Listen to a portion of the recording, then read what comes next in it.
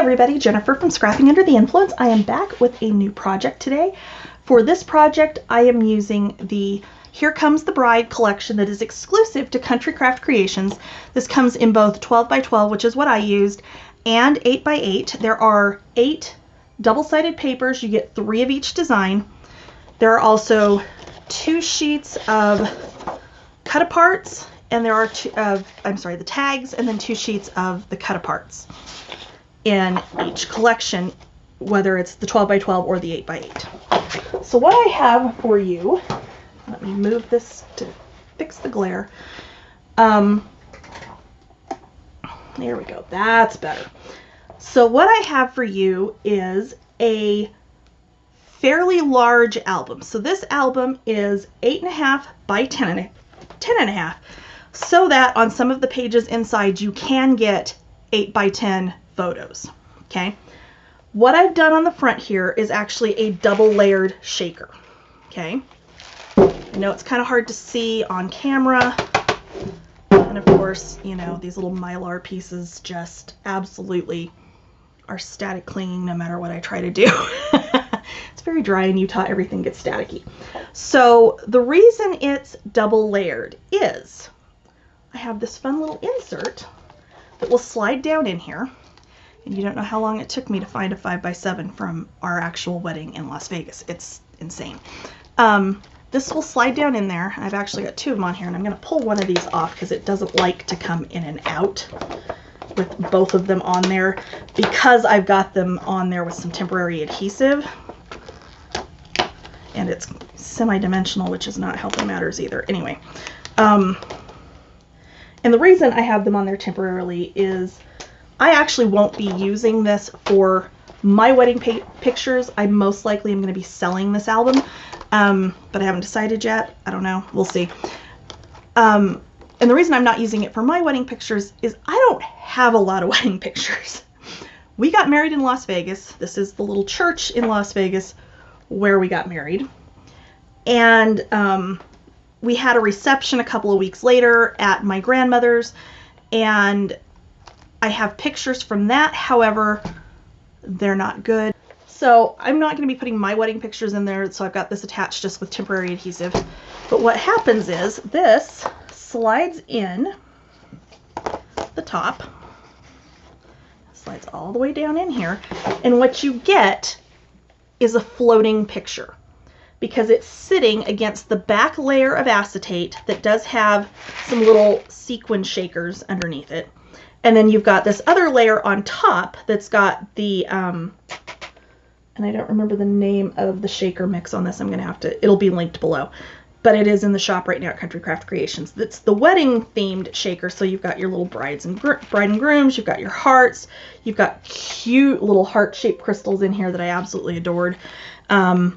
So, you know, you've got shaker elements top and bottom. And because the picture floats in here, you know, it just is a kind of a different look. Honestly, this would be fun for like a Disney themed one and do firework paper. I mean, seriously, I may end up doing that anyway. That I might use this concept on another album. We'll see. But as I was saying, it is a big album. It is 8.5 by 10.5. By the time you do your shaker piece that's on the front, it does end up being about a 3-inch spine. I did wrap the spine with lace from Country Craft Creations. And this is one of the papers from the collection on the back. And then I used some pearls from my stash, which you'll see more of those here in a minute. So inside, what I did is I took these little Prima frames, edged them with glitter, and then sealed the glitter with a Prima fixative that I'm not sure if she has it in the shop right now or not. I got it from her, but it's been a while, so I don't know if she still has it or not. I will look. If it is, it'll be linked below. You could, of course, put pictures of the bride and groom there if you wanted to. You could leave these out entirely and just do a nice photo mat there. It's up to you. So inside, of course, we've got lots and lots of space for pictures. So, did I glue the wrong side of this? No, it's just tight. Okay, so this flap, 5x7, will fit on this flap on either side. Okay. On our flaps here, again, you could trim these down. You could just use 4x6, and then you've got a nice big pocket for additional photo mats. On the back side, we've got another nice big spot. And again, behind, again, another big spot. Same thing here. You could get 5x7s on either one of these flaps. And then we've got some really nice stacked angled pockets inside. On this side, I did use some of that lace to kind of weight this down since I didn't do another closure. And I'm sorry, I've got a new setup that my camera's at a different position that I'm used to having to push step forward from where it sat, but I have a new table so I can keep it closer, and I keep forgetting, so I apologize. You know, again, you've got lots of space for pictures. You've got a little pocket flap here that you could tuck some extra ones into. And then we actually have an acetate belly band, so any big pictures you have, you can tuck in here, you know, of course, more than one, and not only will you still be able to see them, but you can get a lot of them back in there. Tops of the pages are all open, so you could put inserts in the pages as well. I meant to do that actually, and I forgot that I was going to do them and cut them, so there aren't any in here right now. Okay, so this next one is definitely set up for 8x10. So on this front, you could definitely get a couple of pictures of, you know, a couple 4x6. You could do just a 5x7, but this opens up and you've got an 8 1/4 by 10 1/4 album that you can put your 8x10 pictures in. This is held closed with a magnet. On this side, I've got kind of a graduated waterfall. So again, I've got a magnet. And this one, I did cut this so that that matting stays there, so you see that pretty picture when it's closed, but you can still put pictures on the inside and on the backs. And again, you know, here we've got another spot for 5x7. And of course there as well. And then you can put a full 8x10 on this very back page. Okay. On this one, this is super simple. We have a nice small waterfall for 4x6. Goes all the way.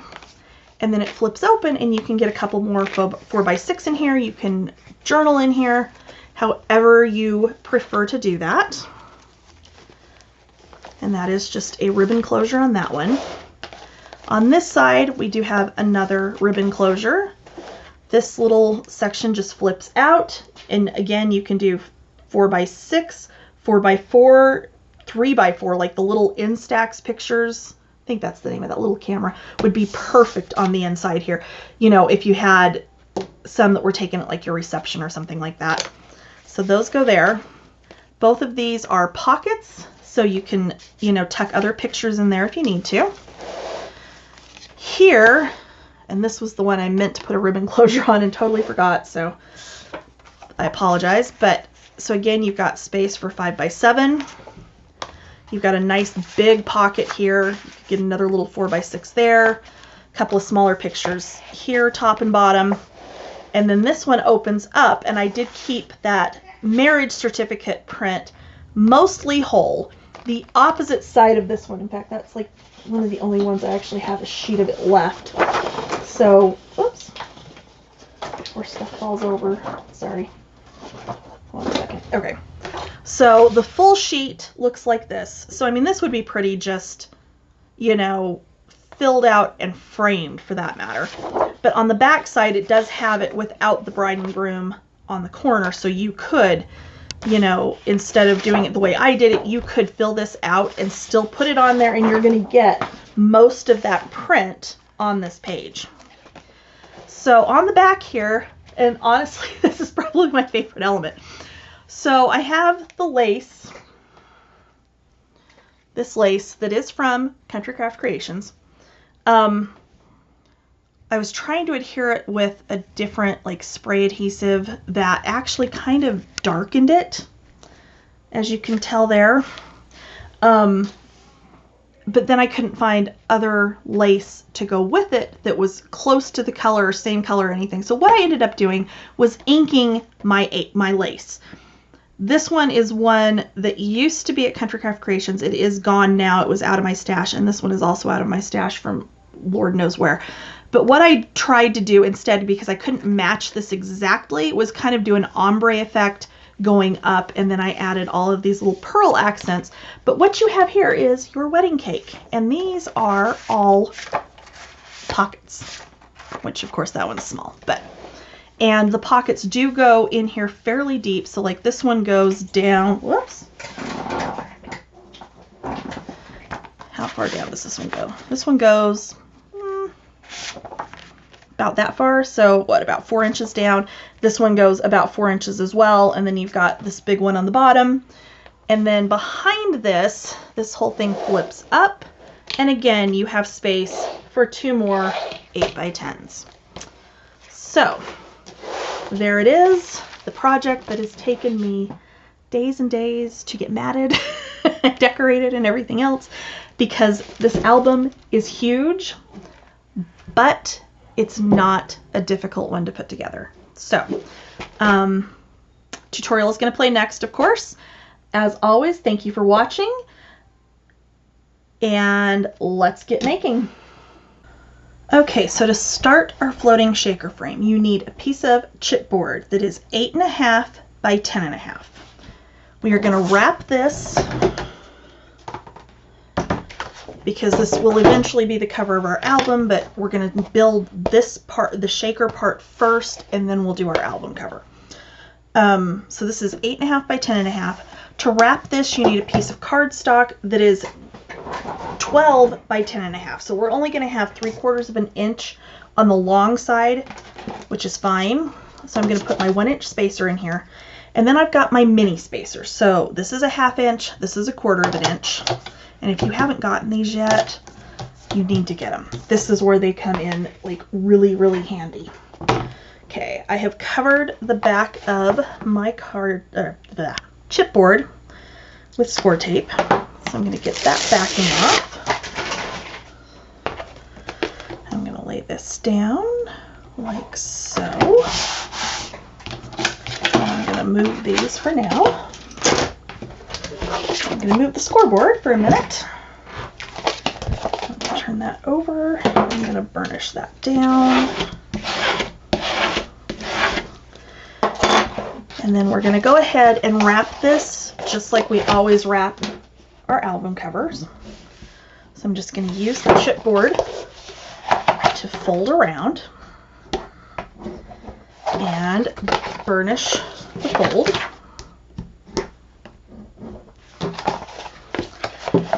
And this is the Natural, I think it is, Artisan cardstock. Okay, so we're going to go ahead and cut out the squares in the corners.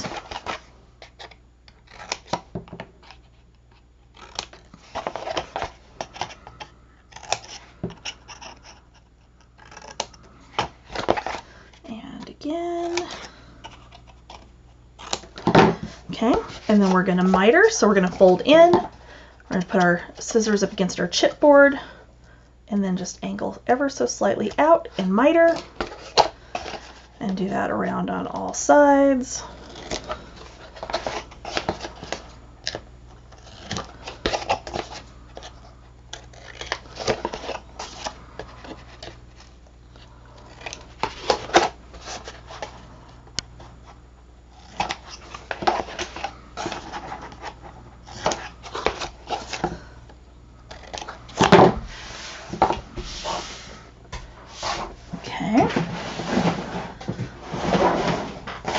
All right, so I am going to go ahead and run 1/4 inch score tape around my outside edges to help with getting these tacked down.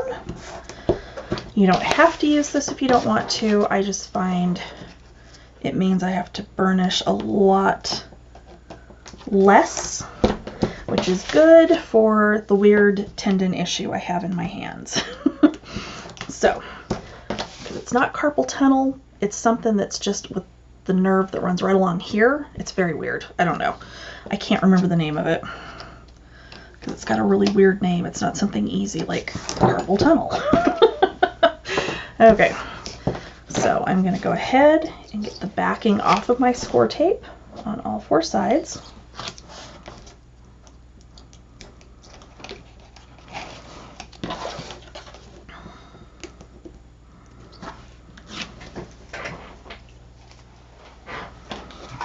Okay. And then I am going to come in with my glue, and I'm going to do my 2 short sides first, just because of how, because they're shorter, just to further secure them down when we do our long sides.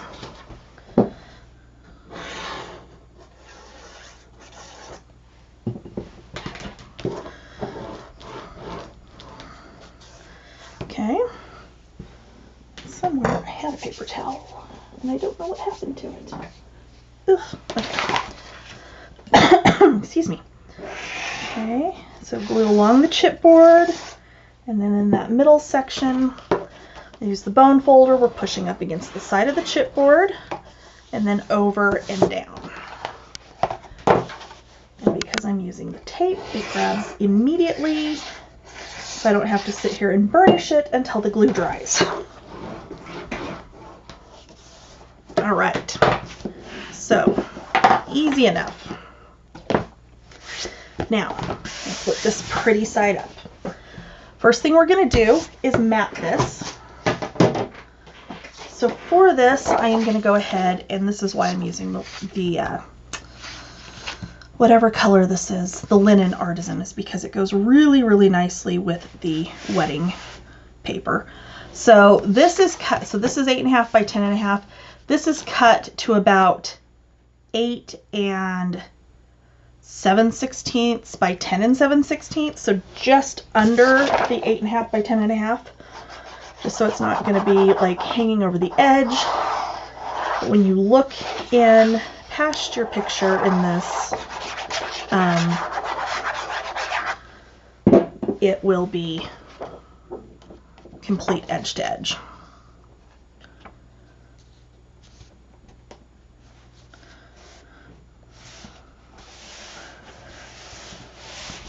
Okay, brush that down. Okay, so now this is where we're going to do our first layer of foam tape. So I've got some little like 1/8 inch strips or thereabouts. Yeah, they're 1/8 inch that I'm not sure where I got them. These work great, but they're a little harder to control. This is 1/4 inch, I think, from Hobby Lobby. I'm not positive. This might actually, this is kind of a big roll. I think this might actually have been from somewhere else. This would be ideal. The larger rolls, or even the smaller rolls of the thicker foam tape that are in the store at Country Craft Creations, these are 3/8 of an inch. This is actually wider than I would prefer to go. If this is what you have, what you can do is you can save your backing from your score tape sheets, and you can actually like lay this on here and trim it, and then take a ruler or one of your spacers or what have you, and which this isn't quite right because this is going to be 1/4 of an inch, and just kind of lay that on there and trim this in half, okay, to get a thinner width if you want to. I'm going to go ahead and use the 1/4 inch that I have on hand. There it is. Okay. So you're going to go all the way to the outside edge with the score tape.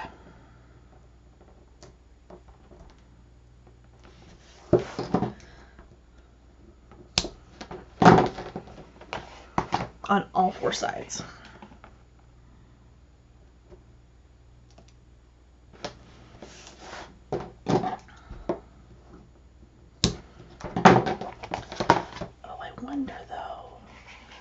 So I'm not sure, I was looking for a fairly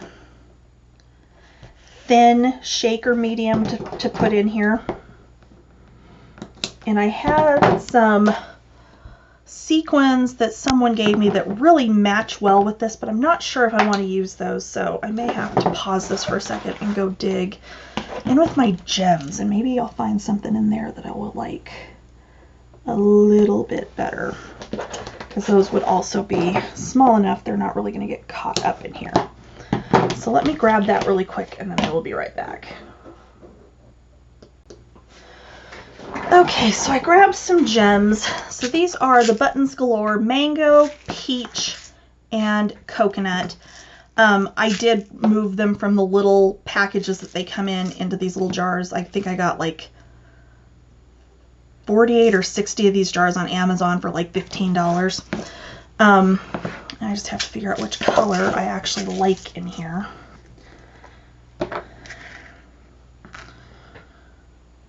They're almost too thick, actually. I think they are going to be too thick, and I'm not going to be happy with it. So I could sit and just pick out the tiniest ones.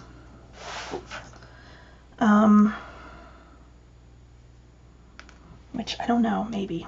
Let's maybe try that. Let's try and get some of the smaller ones out of here. Which is going to take me a minute, so I'm not going to make you watch me do that. Because I do just need the smaller sizes in here, not the bigger ones. And I think I am going to do a little bit of a mix, actually. Let me see what it looks like if I get a couple of these smaller yellow ones in here. Well, maybe that is okay.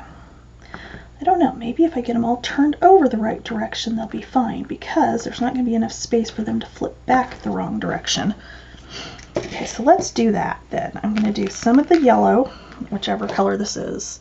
Mango. I'm just going to flip them over. Okay, so this biggest size is too big, so I am going to pull those out.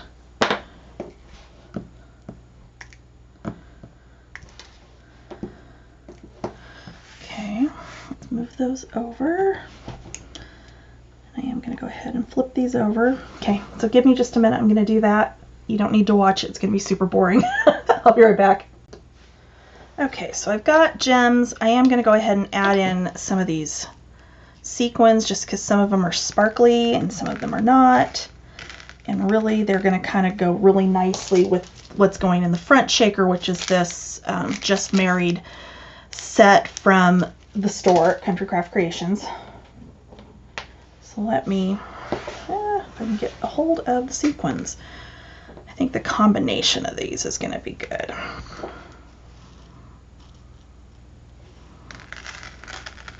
Okay. All right, so yeah, let's do some more in there. It's not going to hurt anything. All right. So what I'm going to do is just kind of shake this to get them spread out so they're a little bit flatter.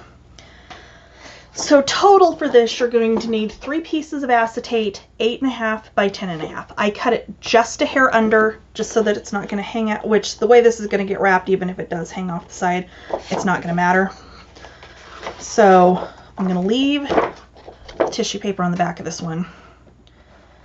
And I'm going to start by pulling up one corner, kind of folding it back. I'm going to come around on this side, do the same thing. I've got a gem stuck on the side here for some reason. And with the gems, I did end up using all 3 colors, so just for, you know, your own reference. Okay. And then again.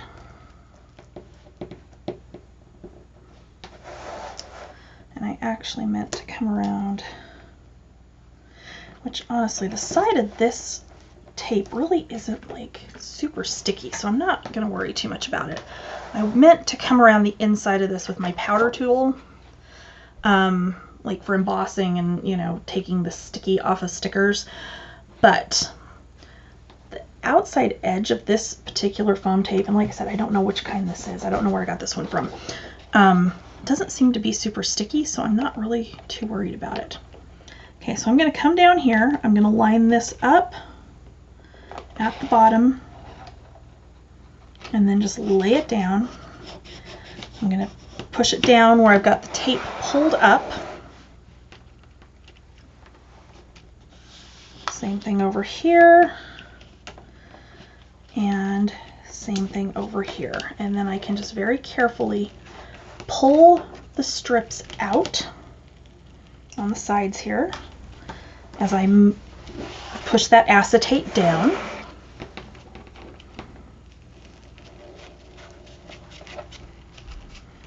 And this is going to help it to go down nice and flat and even, which is important when you're working with a larger surface like this with the acetate.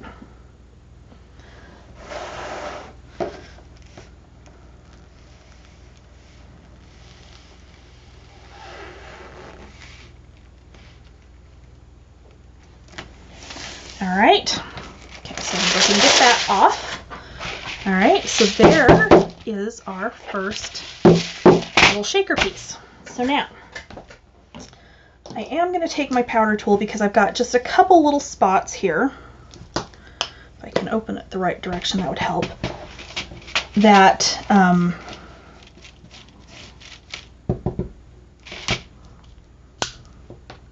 there we go.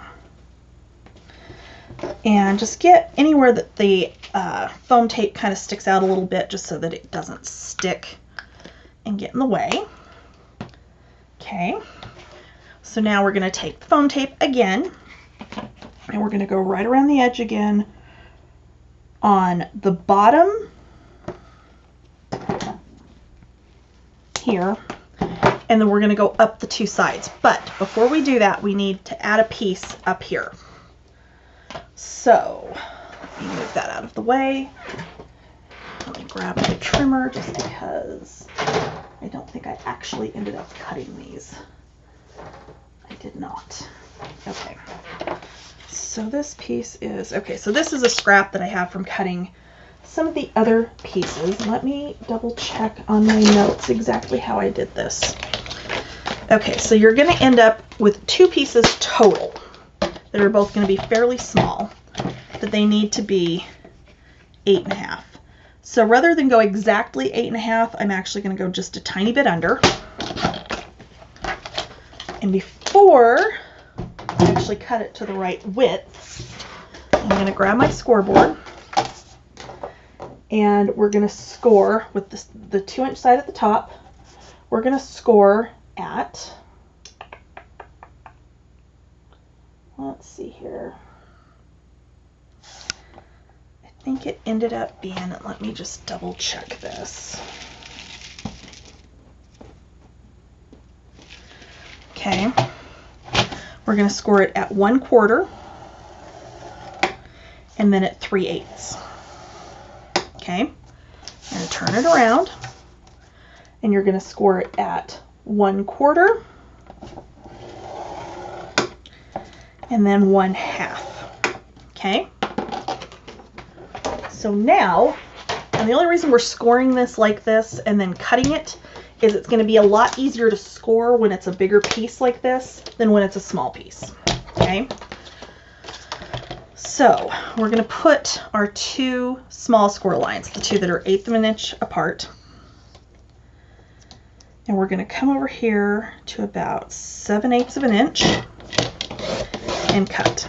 Okay, this piece you can set aside. This piece needs attached.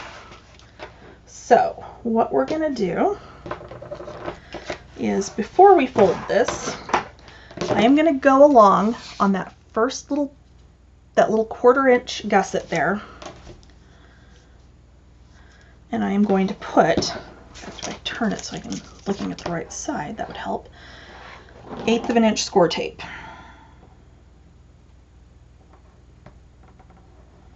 Okay.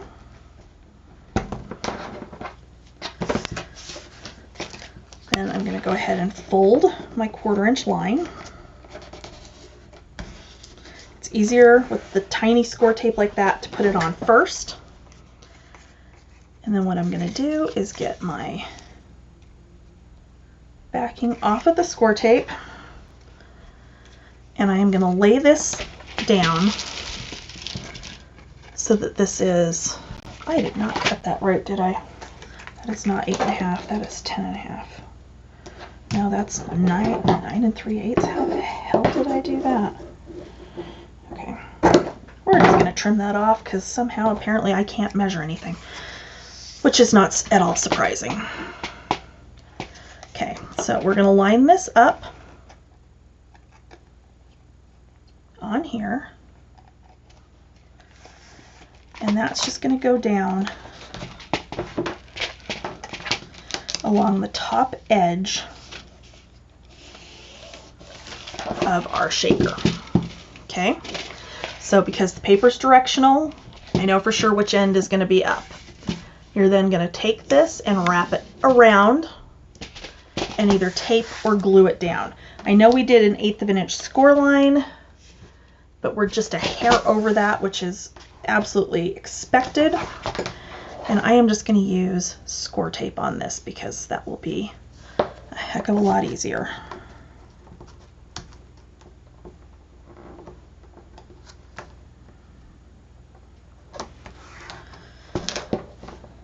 Okay. All right. So we've got that on there.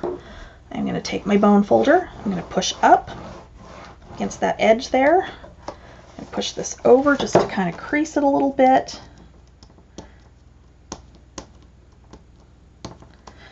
And if I can get the backing off the score tape, that would really help, wouldn't it? But we all know I'm terrible at that, so.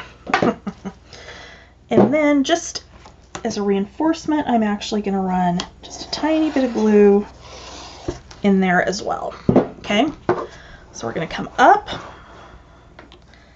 and then over and down. Okay, so that gives you a nice finished edge on the top, and then you can come in here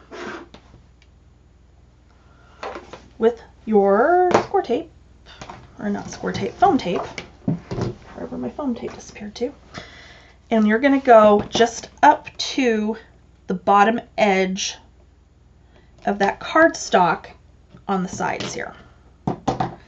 Okay, this is going to give us our space for our piece that's going to slide in here, that's going to be our floating, for our floating pictures. Okay. Oops. So you just want to go up to that cardstock there. Okay. All right. So this piece we can set aside for right now. The next piece, the way we're going to do this other piece of the shaker is going to be a little odd. Okay. So I still have two pieces of the 8.5 by 10.5. I'm going to put one down, and that's why I have left the, I don't know if it's easier if I put a piece of cardstock underneath this. Let's try that so you guys can see it maybe a little better. There we go. That's perfect. Okay. So, of course, my tissue paper's on the bottom because we're going to take that off eventually. I'm going to come around with my score tape. I keep saying score tape. Foam tape. And we're going to go around the edge of the acetate. Okay.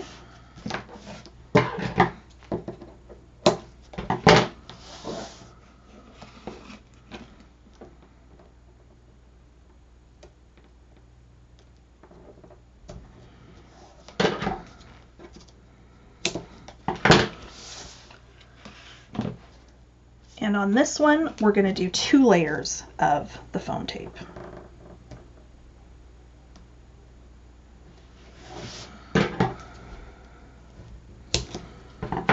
Okay, so there's one. I'm just going to go ahead and get the backing off of all of these because I'm going to go right back around it with the foam tape again.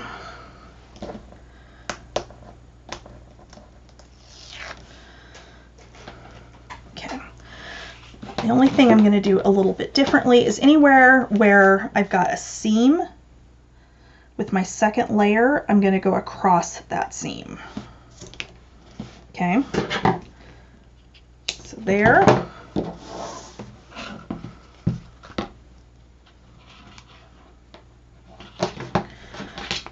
Let's see if we can do this left-handed.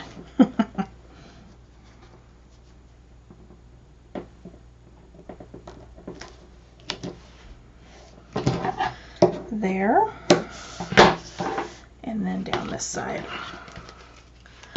And that was way too hard, so we're going to go back to doing it right-handed.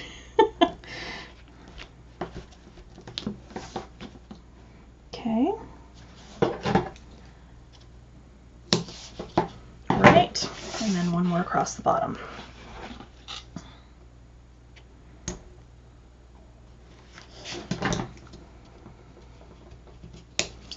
All right, so this time I'm going to take my powder tool and I'm going to go around on the inside here, and I'm going to go over my acetate. I'm going to go ahead and pull up corners just like we did last time.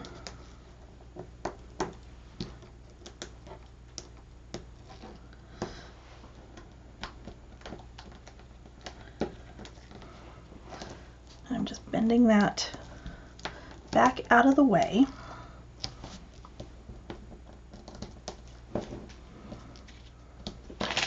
All right, and this time I'm going to go ahead and put in my Just Married shaker gel. And I am going to use the entire thing, which I don't always do, but this one's big, so we kind of do want it. And then we can look at this and try to decide, and since there's some gems in here, and again, the bigger ones are not going to be able to flip over the right way once we get this assembled. I am going to go through here and flip those all over. So there's all these little heart gems in here, which are just adorable. So I'm going to flip those over so that they're going the right way, just to make sure that they're not going to be upside down once this is done. Or face down, I guess, really. It's not really upside down. Face down. I'm going to turn them so the cute curved side is up. Or faceted, I guess it would be, really. The tiny gems I'm not going to worry about because there will be enough space for those to flip around, and I'm not super worried about them. Okay, so that to me does not look like enough fill. So I am going to add in some more of my other gems that I used on the first half. And I might actually throw in the rest of my sequins, I'm not sure yet. So in this case I am leaving the big ones in because they do have space this time.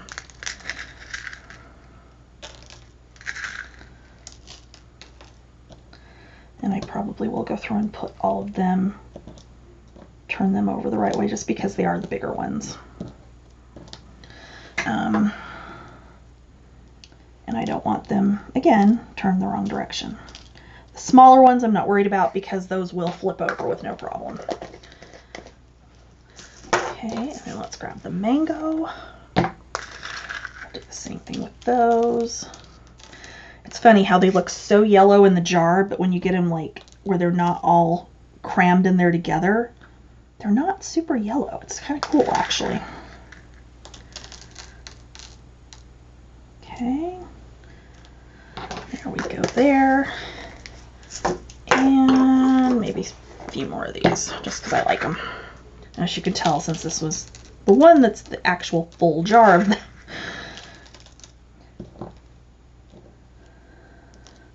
Okay, so now we're going to take our other piece of 8.5 by 10.5 acetate, and we're going to do just like we did before. But before I do that, I'm actually going to go over this with the powder tool just to hopefully keep it from being too staticky. does not stick to the fingernails. That's also bad. Okay, so I'm going to start over on this side. And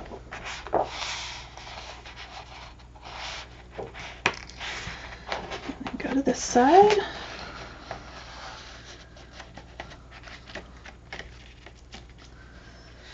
Alright. And there we go. My acetate is a little bit crooked. I'm going to have to trim some off the edges here, but that's okay. It will be just fine. That's an easy, easy thing to fix.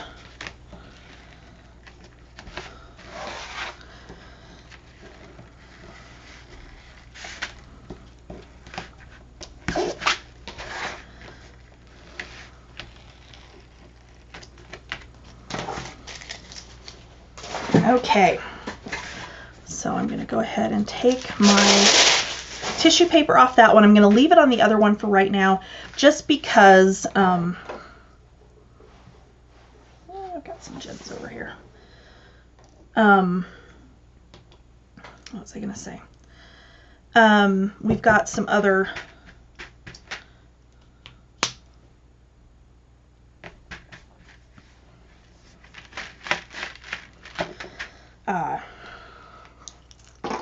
couple other things we need to do first.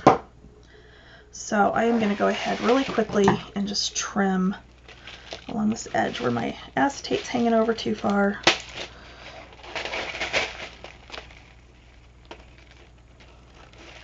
Because I did manage to get it just ever so slightly crooked on there, but that's okay. It was still enough that it covers the whole thing like we want it to,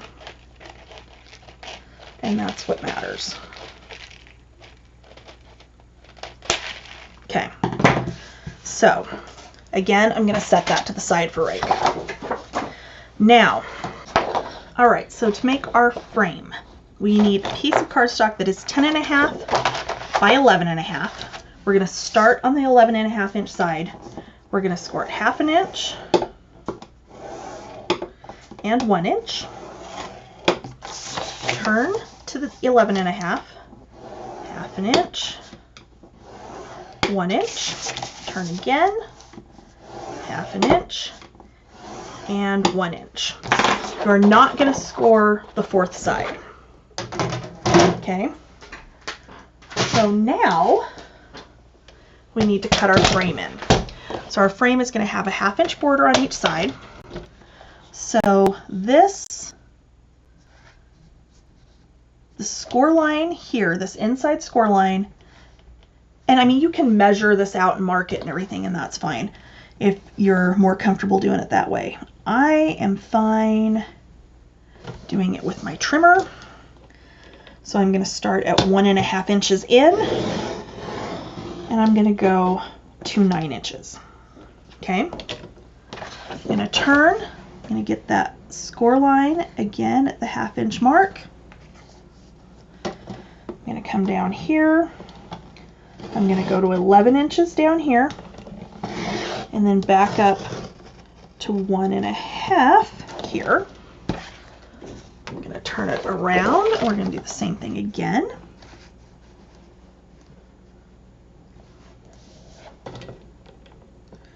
Start at 1.5, go to 11, and then this one, we're just going to go to 1/2 inch. We're going to start at 8.5 inches. No, we're not. We're going to start at 9 inches. And we're going to go across to 1.5. Okay. So assuming I haven't just screwed this up for like the 3rd time in the last 10 minutes, this should sit. So here's our bottom 2 score lines. This should sit where it's going to go right to the top on this side, and you're going to have 3 sides. Okay. Which so far so good. Okay, so what we want to do down here, you're going to cut out the square in the bottom corner. Actually, you're going to leave a tab. Okay, so you're going to cut along the 2 lines here. You're going to cut up to the 1st line, and then you're going to cut up the 1st line. So you're going to have a little tab here. Okay. We're going to do this on the opposite side as well.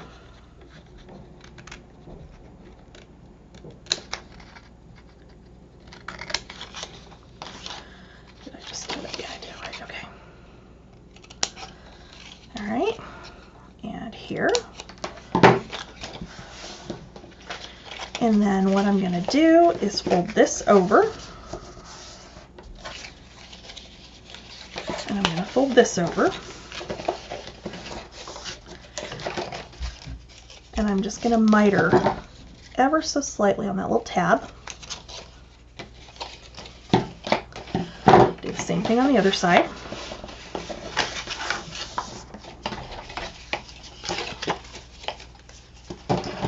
Okay. And then we can go ahead and fold that little tab in. Double check it because you're probably going to need to miter it on the other side as well. So I'm going to miter it this way as well.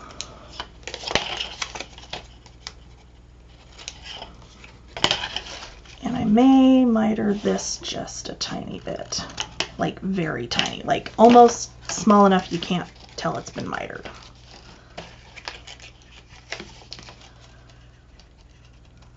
Okay. All right. So what's going to happen now is we're going to take our other little strip, and I did actually score it wrong the first time, so we're going to fix it. So this is just a hair under 8.5 by 1 3/8. Okay, so we're going to score this at 1/2 inch.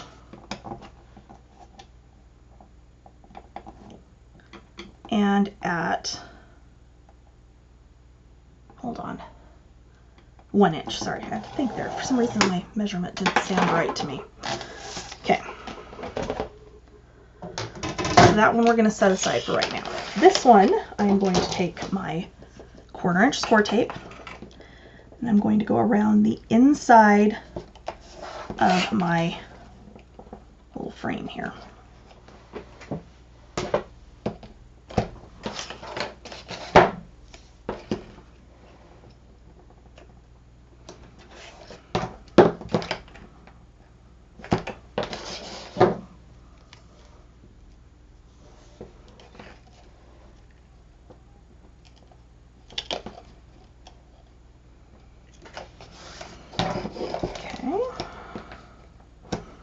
And one more.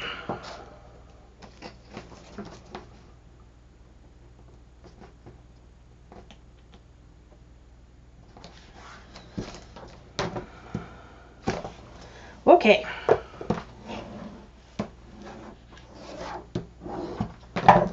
So now we're going to take our little piece here. We are going to line it up in here so that these sides will fold up around it eventually. We want to make sure it's all the way at the bottom. I'm going to go ahead and pull up my score tape. I'm going to pull in my corners here.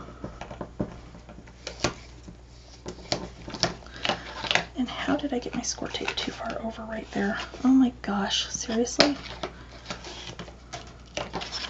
Okay, well, let me fix that. I'm going to have to roll it over on itself because I don't know why that ended up so far over. Probably the angle I was looking at it from, but that's okay. All right. So this one doesn't really have a right or wrong side up. You just want to make sure it is in between your score lines and drop it down. Okay. On this side, we're down all the way. This side, we are not.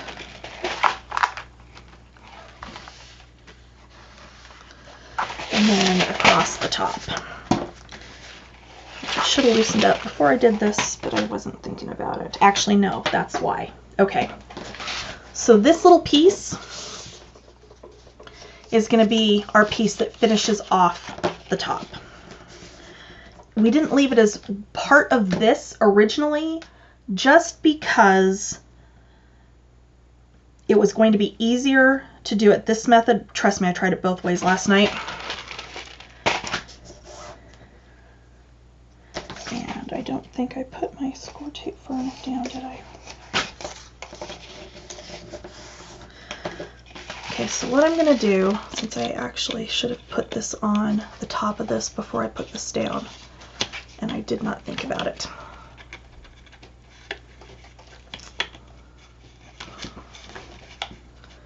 Dang it, I did totally just screw that up. No, I didn't. It's fine. Never mind. We're okay. It's been a long day. Can you tell? Okay, so this one I am going to go ahead and get 1/4 inch score tape here and on the opposite side.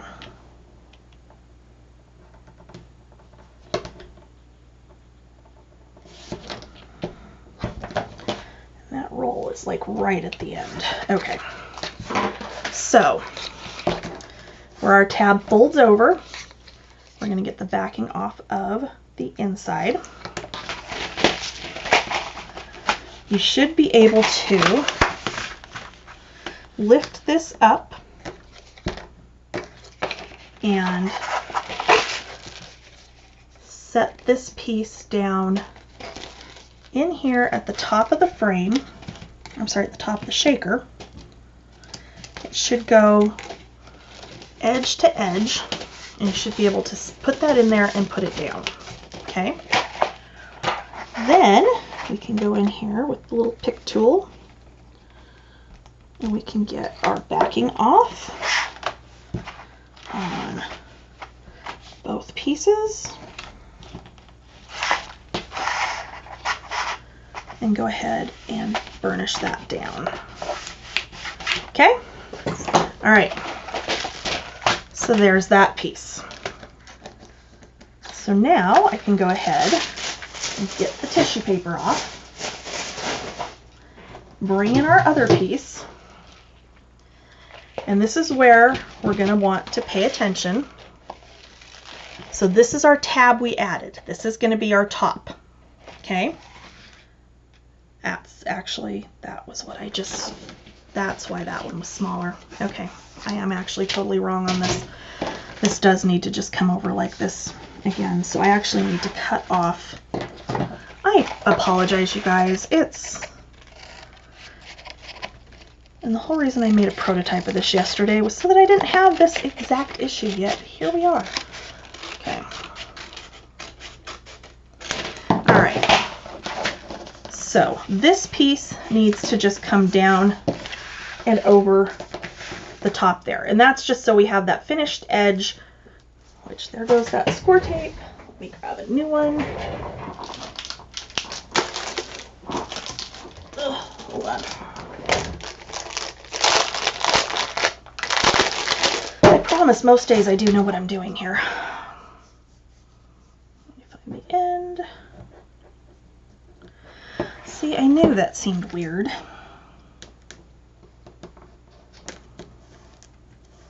What do I know, right? Sometimes this ends up being an experiment and it never makes it into the actual tutorial. In this case, it absolutely is going to, because I promise you, from this point on, it's going to work. Okay, so we're going to do just like we did before. We're going to get our glue down here. And I just got way too much on this one end.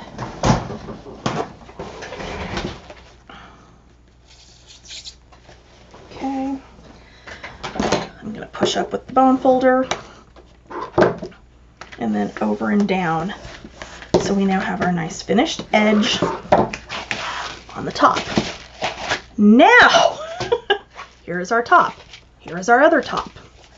This one is going to go down on here just like this. So all we have to do is pull our backing off of our foam tape. And I'm going to turn this so that my top is facing me on both pieces.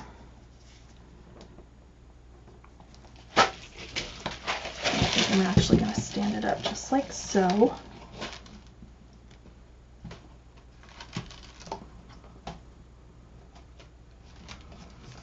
And it's going to go together like so.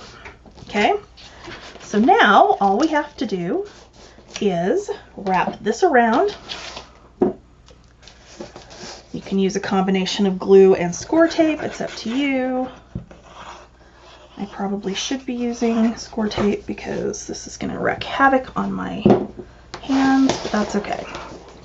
Okay, so we're going to go over and down. Just hold this, burnish it until it goes nice and flat. I'm going to do my little tabs on the side here. And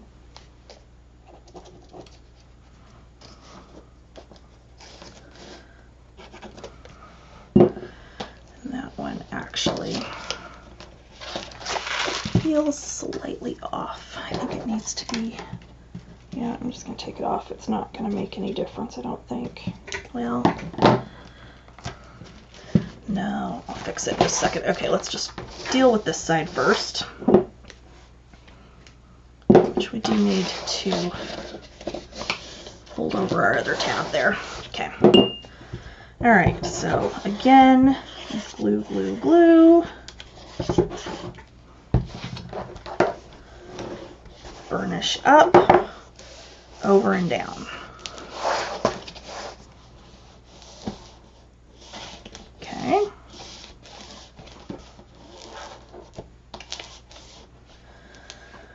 And we're going to keep burnishing for a minute.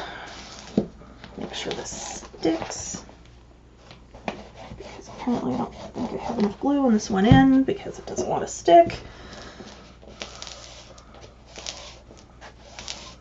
Okay. Fold and burnish on this side. For some reason, that little tab is just sticking up funny. That's okay, we'll fix it. Okay, so again, glue, glue, glue, glue, glue. And then we're gonna burnish up the side, fold it over and down, and just kind of hold it. All right, so there is your double layer floating shaker, and of course all those little mylar pieces are going to static cling regardless of what we try to do, but that's okay. I'm going to grab actually a little piece of paper towel and some rubbing alcohol. I'm going to just wipe down my acetate right here, make sure I don't have anything on it. Okay, so now for the little piece that's going to slide down in here, what we're going to do is take another piece of acetate, maybe, if I get in the right drawer over here. Okay, and I'm going to take my ruler, I'm going to slide it in here all the way down as far as it will go and see what my measurement is. And my measurement is coming out at 10 1/4, which does not seem right. No, actually that would be right. Okay, so I'm going to cut this down to 10 1/4 high. Actually, no, I wanted to cut it higher than that. I'm going to cut it to 10 3/4 because I do want a little tab that's just, since it's acetate and it's clear, it's not going to be super noticeable, but I do want a little tab that's going to stick up. Okay, so then here, you're just going to want to look down in here and you can see where the foam tape is. Okay, so I'm looking down in here and I'm measuring how wide this needs to be. It needs to be about 7 3/4. Okay. All right. So what we're going to do, make sure this slides down in here where we want it to go. And it does. Actually does not slide down nearly as much as the space I've left on top here. So I've got an extra 1 3/4, so I'm going to cut about 1 1/4 off the top of this, because yeah, that's about where it needs to go. Okay, and then I'm going to grab my, where is it? Is it the tab one? my tab punch.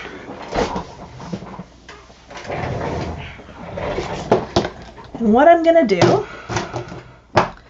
is I'm going to make a little notch. Oh, let's put this. We're going to start this on 6. Actually, let's go to the 7 on here. I'm going to turn it over, go to the 7 on the other side. Okay. And then we just trim off the 2 pieces that we don't need. Okay, so there's one side.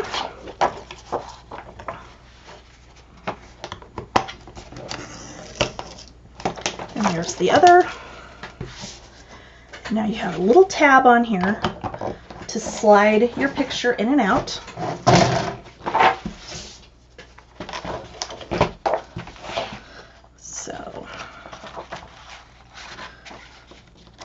So they're going to have that little bitty tab that's going to be barely noticeable. And there is the front of your book with your floating frame. Okay, let me gather up my stuff and we'll go ahead and make our base and then start on our pages. Okay, so let's go ahead and construct the rest of our album base. So you need another piece of chipboard, 8.5 by 10.5. You're going to wrap this with a piece of cardstock that is 10.5 by 12.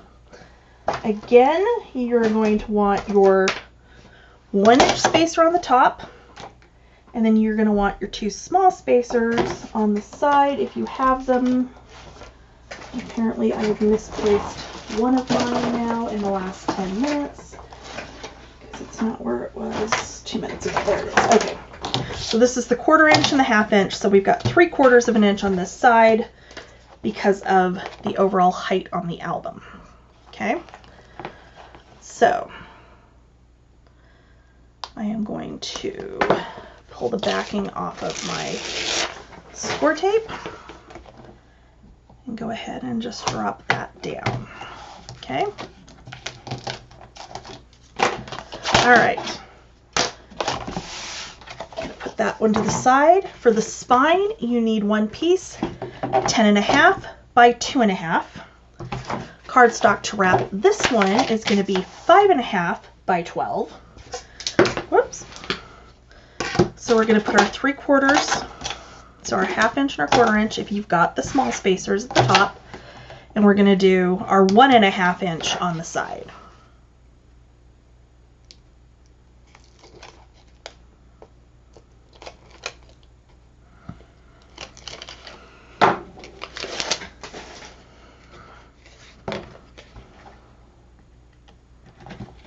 Okay. All right. So let's move that out of the way. All right, now I'm going to go ahead, just like always, we're going to fold and burnish around the chipboard.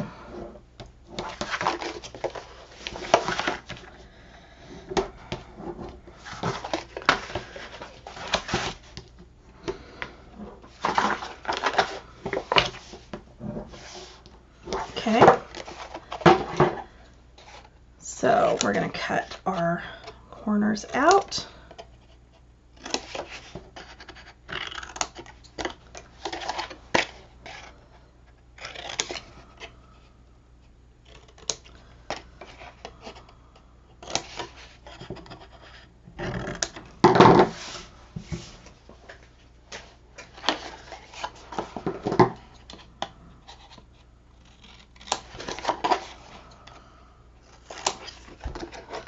And then we're going to miter.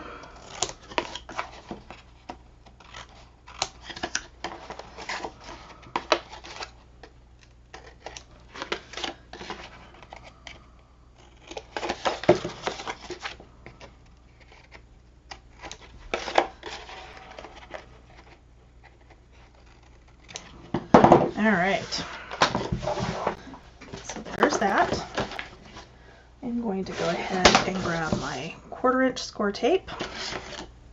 I'm going to put it on my end and the other end. I'm going to flip this pretty side up, and I'm going to burnish along the sides here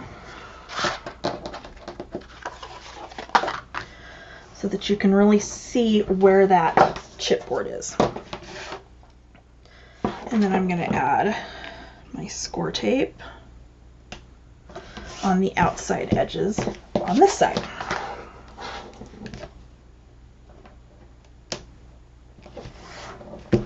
Okay. All right, so let's turn that back over. We're going to go ahead and get our backing off on both ends.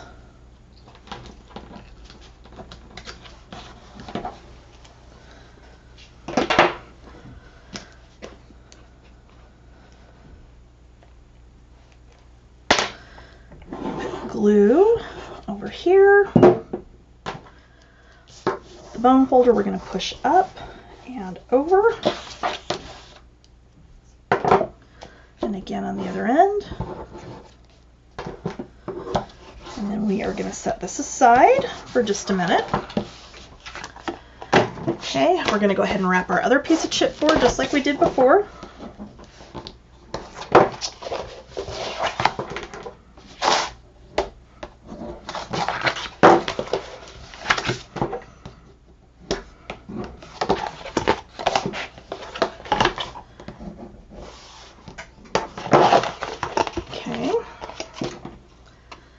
And again, we're going to cut out our corners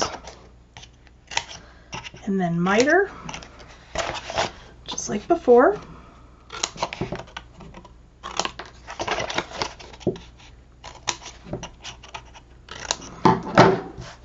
Okay, fold in, miter, all the way around.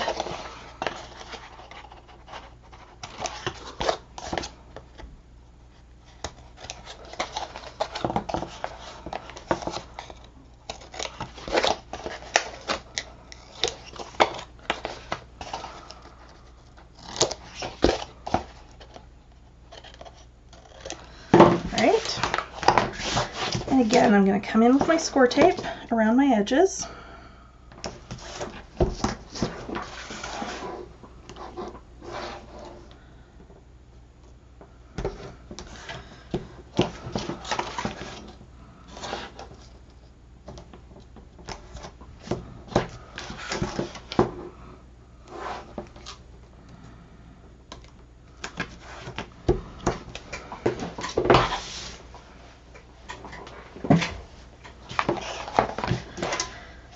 And go ahead and get the backing off the score tape.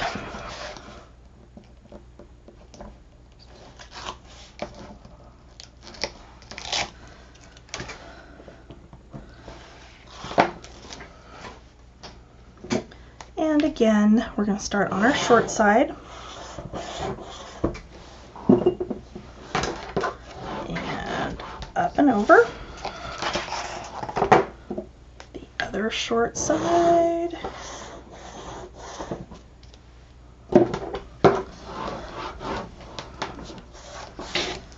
And then our two long sides.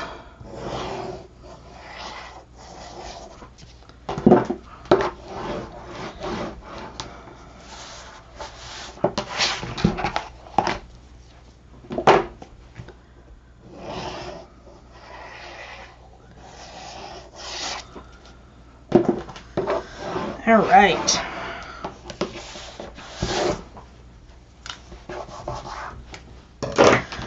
So what we're going to do now is we're going to start with this. And this is about the only time you're going to do an album base where you really need to make sure that your cover is going on the right way, which is why we're going to do it first. So here's my top, because here's my little tab on my floating frame. I'm going to go ahead and pull that out. I'm going to grab my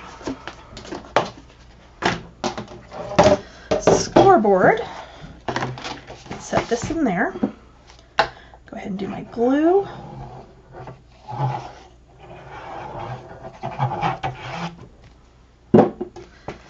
And then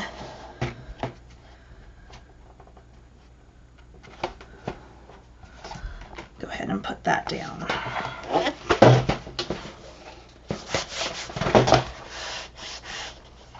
Okay. And then we'll do our other side the exact same way.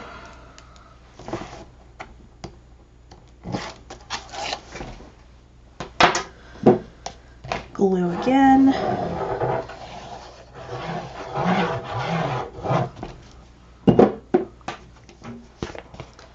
And our other cover piece.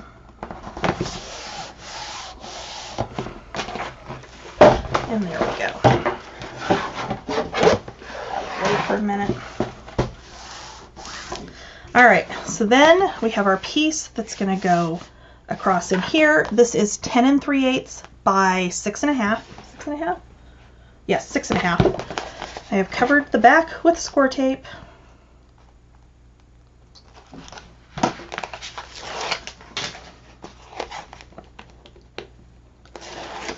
Okay.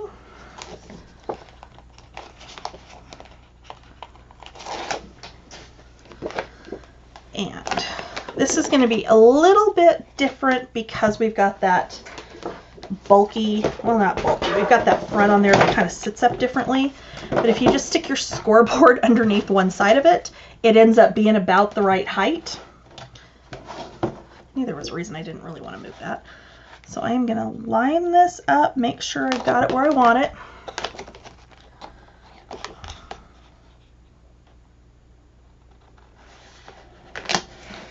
Push it down on my center and on this side first, and then over to this side, just to make sure it doesn't go on there wonky.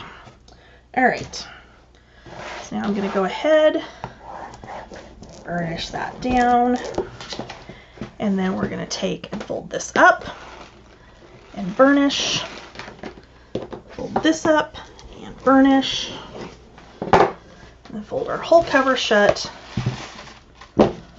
Make sure everything's lined up where we want it, which is where I end up just kind of squeezing this down just a little bit. And there's your cover. That's what it looks like from the top and from the side. So you do have a little bit. You can absolutely mat around this. You can mat around on the front of this. I don't know for sure what I'm going to do on that part, so we'll have to wait and see. All right, let me get stuff together for our inside and we'll get moving on that. Okay, so I had experimented on something with the hinge when I made the album originally that I ended up having to pull apart and fix because it didn't work. So this is the hinge that you will use, even though what you see in the book, of course, is the ivory color, not red. Okay, you need a piece 10 1/4 by 5 1/2. We are going to score every 1/2 inch with the 5 1/2 inch side at the top. So at half, 1, 1 1/2, 2, 2 1/2, 3, 3 1/2, 4, 4 1/2, and 5. When you go to put this together, you're going to start at one end, you're going to fold and burnish and glue. Okay, glue it, burnish it down, give it a minute to dry, and then you will fold it back on itself and burnish again. You will skip this next spot and fold the next two together. Again, you're going to burnish, do your glue, burnish again, give it a minute to dry, and then you will fold back here and burnish. Flip it this direction and fold that up so it stands up, and there's your second hinge. Skip the next one, go to the next two, and repeat. So you're going to fold and burnish, glue, burnish, give it a minute to dry, fold this one back, and clearly I'm fighting with it because I'm not gluing this because I'm not actually going to use this one. Okay, and then over and back again so that you've got your 3 hinges standing up, and then you'll go to your last 2, fold and burnish, and do the same thing again. So grab our cover. I did mat with the leftover piece from the edge of this sheet that I used here. Okay, we are going to center this up, but what I want to do, because I'm using these little frames on this inside here, they were going to go on the outside until I came up with that shaker. So there we go. So these are going to go in here. These are 1/4 of an inch thick. Okay, so we want to make sure when we're lining this up that we're getting it about centered, but that we've got space on each side. And somehow I think I'm still slightly off. I am. So I'm going to take my 3/8 of an inch spacer. I'm going to stand this up, and then I think that will work. Let's see.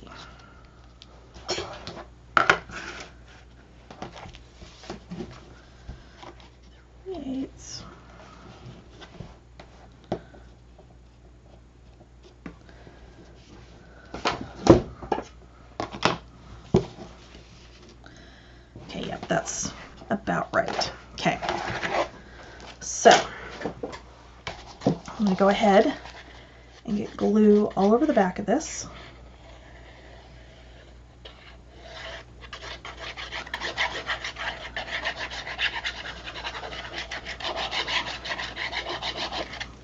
And I am going to be fairly generous with this because it's going to give me a little bit of time to wiggle this around and get it exactly where I want it. And because our cover is on the thicker side, I'm actually going to get my scoreboard in here so that this will sit pretty much level. And then I'm going to line this up.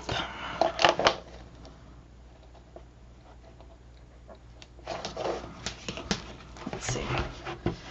So if that's standing up.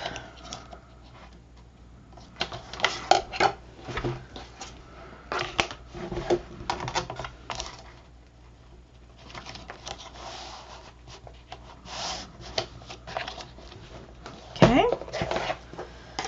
And that is down. And what this is going to do, and Caroline Ham had done this on an album, and I just thought it was really kind of a neat idea.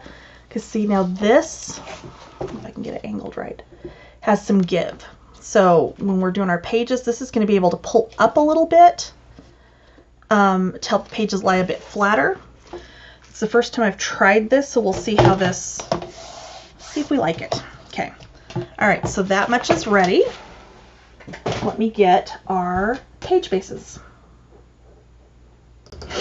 Okay, so for your page bases, you need 4 pieces that are 8 1/4 by, did I use the right ones? Yeah, 8 1/4 by 10 1/4. These we're going to set aside.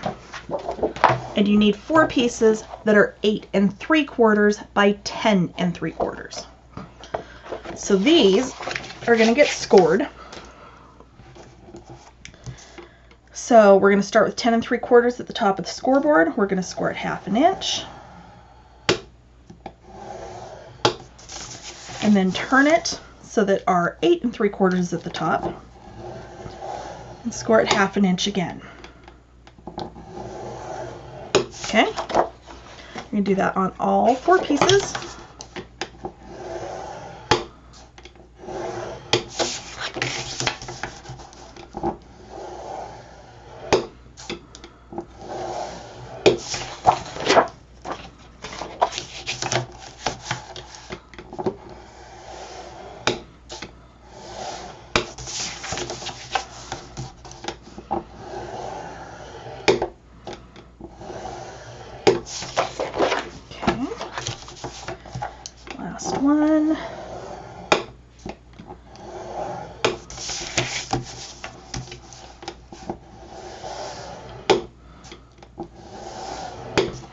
All right.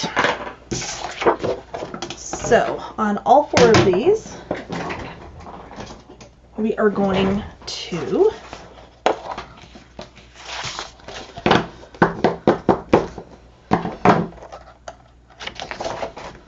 these 2 at a time. We're going to miter through, I'm going to flip it over because you seem to be able to see that better. You're going to cut through where the score lines intersect on the bottom, okay? And then you're going to miter from the score line out on the top and bottom corners, okay?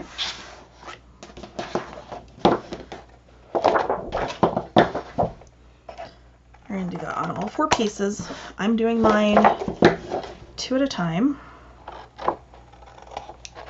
Okay.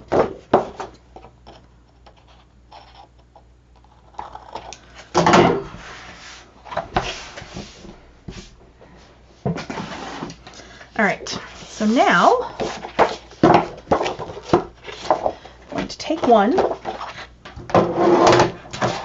I am going to fold my bottom score line up and burnish. I'm going to fold my side score line in and burnish. And then what I'm going to do is take one of my 10 1/4 by 8 1/4 pieces. I'm going to line this up, and this is where your scoreboard's going to come in handy again. So I'm going to put that pocket, or the base that we scored, down. And then I can just line this up on top, and I can glue just on the bottom. We'll do the side after these are in the book, because that will make it easier for them to put them in the book. Okay? So just using my scoreboard to help me line this up in the corner there. Okay, and there you go. We're going to do the same thing on the other 3. So again, I am folding and burnishing, and folding and burnishing. Get my next top piece. Okay. All the way in the corner. Line this up and press it down. Okay.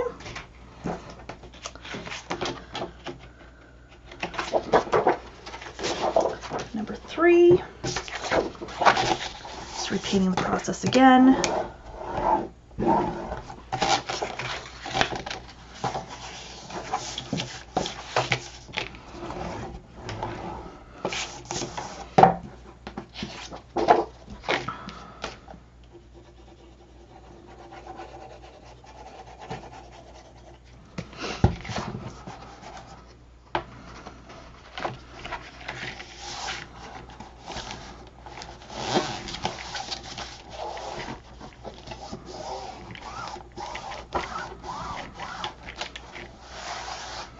Okay, and the last one.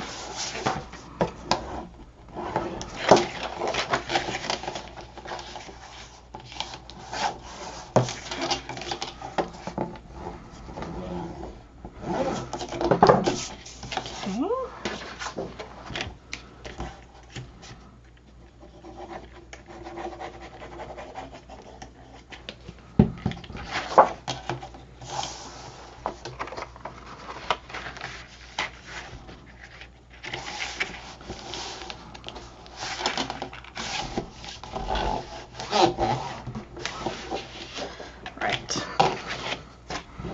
I'm going to move this for a second. I'm going to grab the book again. And we are going to start. Actually, I'm going to put my scoreboard back just so that I can use it to kind of lift up that spine area so that it sits flat. Okay. So I'm going to start in the back. Okay, you want your tab with the fold facing out. And all we're going to do is line these up and glue it down. Now, you want this to come out from that pivot point on your hinge about 1/8 of an inch, okay? So I am going to put glue on this tab on both sides. I'm going to open this up, slide it in here, lay it down, and then I can pull it back till I've got about 1/8 of an inch, maybe. Except it glued too fast. That's okay. We will try that again.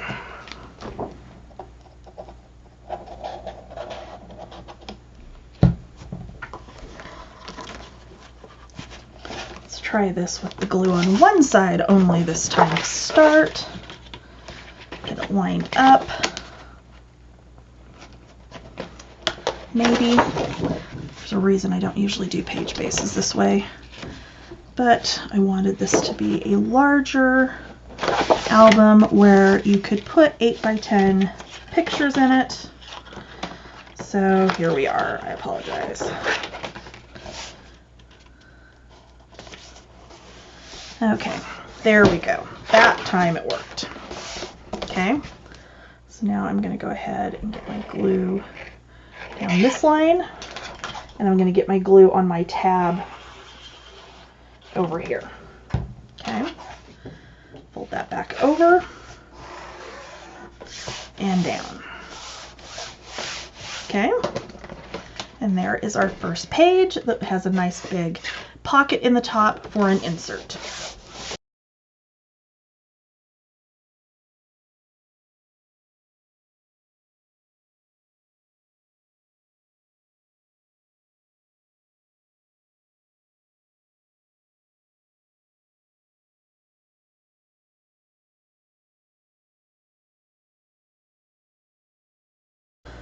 Okay, so let's work on the inside of our book. So, first thing you're going to need is, where'd it go? You have a flap that is 6 by 9.5. With the 9.5 at the top of the scoreboard, you're going to score at 1/2 inch. You need 2 pieces, 7.5 by 5. With the 7.5 at the top, you're going to score at 1/2 inch on each end. And I do have these pre-scored, so I'm just going to walk you through this, which actually worked out quite well because I caught like 3 errors. If I could hang on to stuff. You have a pocket that is 9.25 by 3 3/4. Starting with the 9.25 at the top, you're going to score 1/2 inch, turn, 1/2 inch, turn, and 1/2 inch again.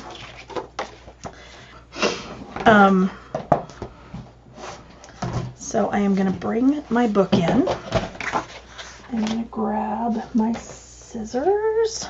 I'm going to start with my pocket. I'm going to cut. I'm going to turn this over because you guys can see the score lines better when they're on the wrong side. I'm going to cut through the bottom of the pocket where the score lines intercept. I'm going to miter the top.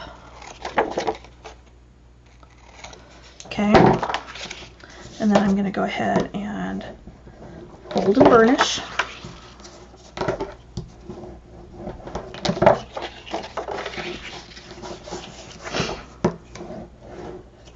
Okay. Did I just do that? Absolute. Where's my... Hold on one second. Nope, we're good. Okay, sorry. For some reason, I had this page confused with the next one. Okay, I've got my 2 5.5, what are they? 5 by 7.5 inch flaps. So I'm just going to miter the top of those. And I'm also going to miter the top of my big flap. Okay. All right. So now we can fold and burnish.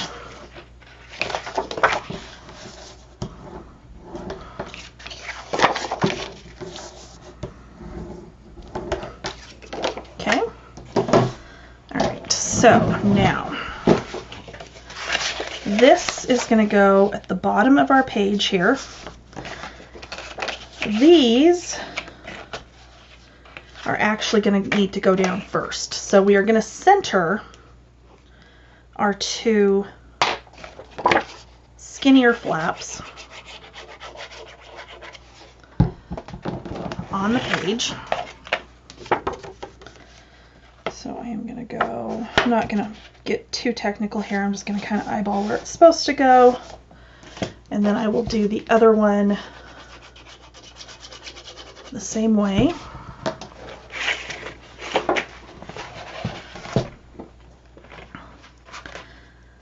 And I know there are a lot of you that like to build your pages outside your book. If you want to do that, that's absolutely fine as well. I do that sometimes, but I don't have the best luck with that, so it's not something that I do on a regular basis.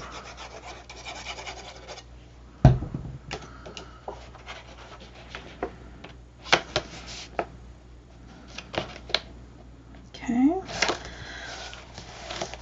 So this one I did cut it just a hair under 9 1/4 so that I won't have any issues with it hanging over the edge or being too big.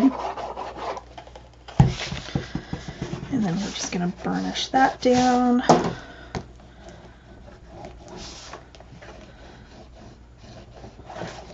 Okay, and then these just fold over like so.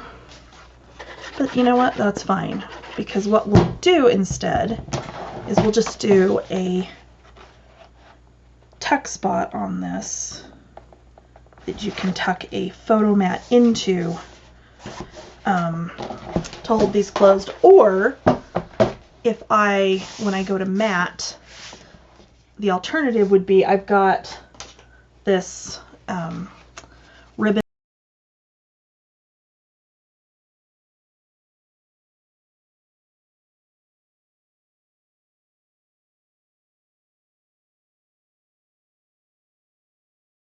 on my spine, which took some finagling. I started out with hot glue, which absolutely did not work, and I had to come in with another just clear glue. So if you have the Crystal Glaze, Nuvo Crystal Glaze, if you have the Aleene's Paper Glaze, I used Maker Forte clear, what is that one? Crystal Clear adhesive on this, and it worked perfectly, but I've still got a couple places where I've got hot glue. It's fine. The point I was getting to is I've got some of this ribbon that I'm going to use in a few places inside as well. The weight of this ribbon should hold this whole thing down once this is all matted and everything else. So I'm not going to worry too much about any kind of tuck spot there. All right, so next page. This one we have got, sorry, let me dig out my next little pile of things here. Okay, so we're going to do angled pockets that are going to overlap. You need 2 pieces, 7.5 by 6. You're going to score on one 1/2 inch and 1/2 inch. On the next one, you'll do your bottom 1/2 inch and you'll turn it the opposite way for your top 1/2 inch. That way, when it's scored, you'll see those side scores are on opposite sides. Okay? So we're going to set those aside for right now. Our next flap is 8 3/4 by 7. This, with the 8 3/4 at the top, you're going to score it 1/2 inch. Okay.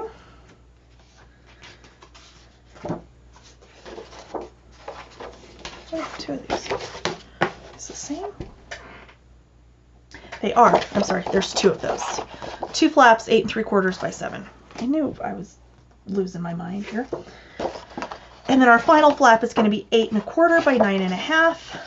And again, with the 9 1/2 at the top of the scoreboard, you're going to score this at 1/2 inch. Okay. I'm going to go ahead and miter.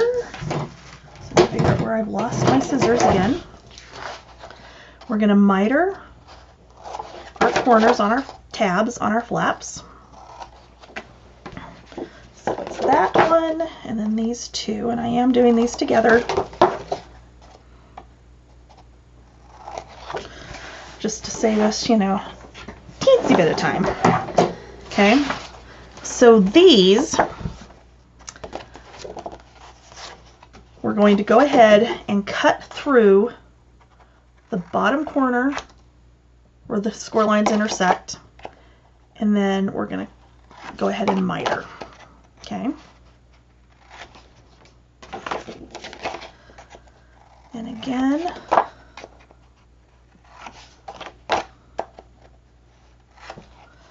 all right. So I'm actually going to grab my scoreboard for this. And I'm going to set this down with your tabs facing out from this inside corner. Okay. This one is at 5.5. So I'm going to come over here to 4 inches and I'm going to make a mark. This one is just about 7 inches. Why is this one long? What did I do here? Oh, it's not long. I just can't read. Okay, so this one's at 7. So we're going to come up to, actually I'm going to turn it. So we've got our 1/2 inch. So we're going to come in to 2 inches. And we're going to make another little mark. And do the same thing on the other one. So 2 inches and 4 inches. What I can do then is set this in my paper trimmer, and I can line up where I made those little tick marks on the scoreboard and slice that off. Okay? And I can do the same thing on the other one. Again, lining up my little tick marks in the channel on the cutting board, or the trimmer, and cutting that off. Okay? So there's our 2 pockets that are going to overlap. So I'm going to go ahead and fold and burnish.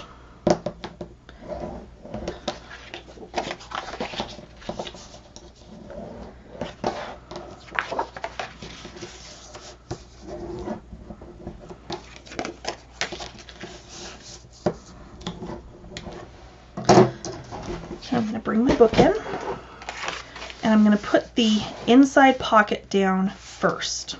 Okay.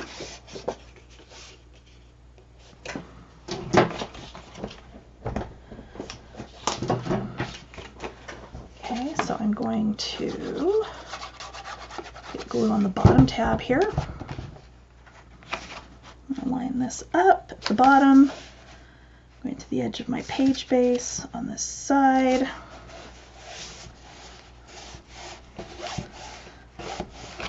Okay.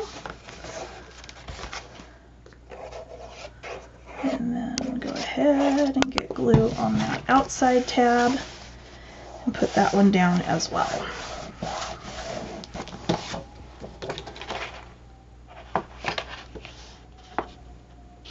Do the exact same thing on the other side because these are going to overlap. If you wanted a more extreme angle on these, you absolutely could go from score line to score line so that they would be angled across about here, about another 1.5 inches in. It's entirely up to you how you want to do that. Okay.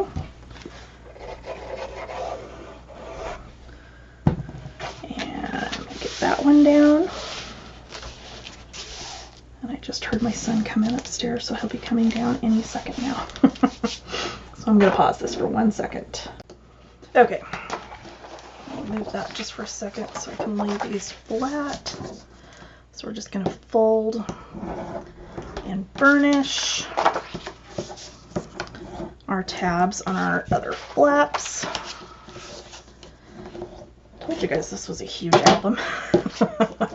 Okay. So these two, and I did trim one of these so it's slightly shorter. That one's going to go on the inside here.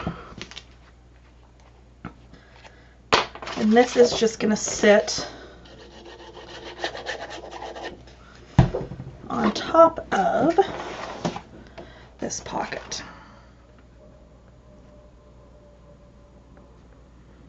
And it should fit exactly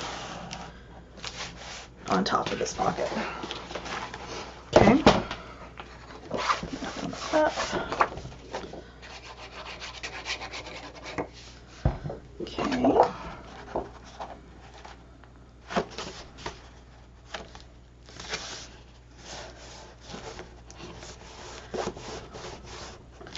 Okay, so there's those. Now I'm going to flip it upside down, and then this one is going to go just down over the top.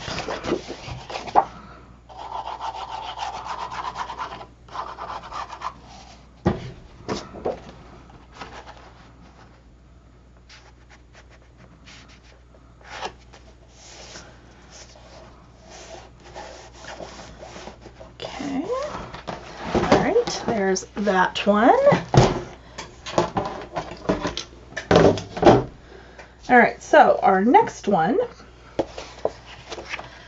we're gonna do, let's set those aside. We're gonna do a pocket flap with another flap coming across, and then we've got an acetate belly band that's gonna go underneath. So for the pocket flap, it's gonna be 10 by 4. You're going to score it 1/2 inch on all 4 sides, okay? The piece that tops that is going to be 8 by 4. Why is this so far off? What did I do? Oh, because that should be 9 by 4, not 10 by 4. I apologize. See, I thought I caught all my errors, but apparently not.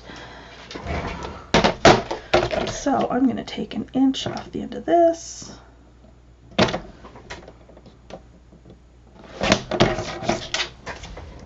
And rescore. So 9 by 10, or 9 by 4, not 10 by 4. I don't know where my pencil is. Okay, so it's going to be 9 by 4, not 10 by 4. The piece that goes on top of that does not have any scoring. And then our other flap is 8 by 8.5. And with the 8 inch at the top of the scoreboard, you're going to score at 1/2 inch. Okay. For the little acetate belly band, you need a piece of acetate that is 4 by 10. And then you need 2 pieces that are 4 by 1.5. And you're going to score both of those 1/2 inch piece, or both of those pieces at 1/2 inch. So what I actually did was I took an 8 inch piece, 8 by 1.5, scored it, and then cut it, excuse me, in half so that I had 2 4 inch pieces. Okay. All right.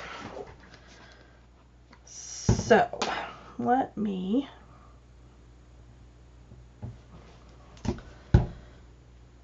ungunk my glue bottle because apparently I left it sitting for 2 seconds too long. Okay, move that for a second. Bring this in, and I'm going to start with mitering my 2 pieces for my acetate belly band.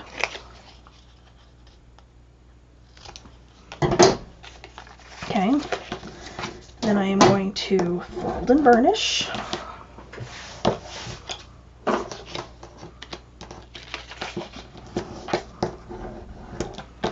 Okay, and I'm going to go ahead and center one of these up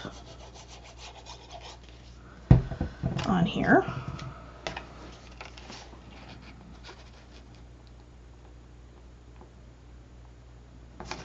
Okay,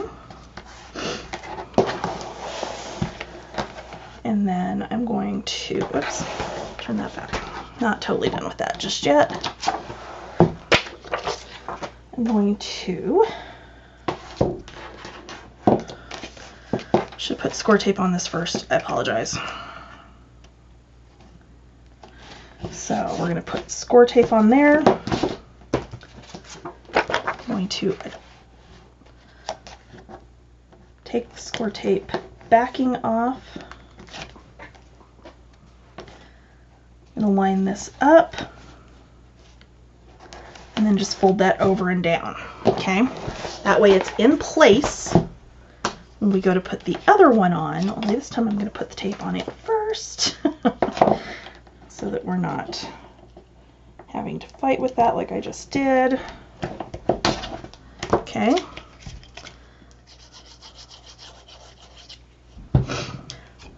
You could also attach these pieces to your acetate, except that the acetate piece is not as long as the page. So that's what, oh, for crying out loud.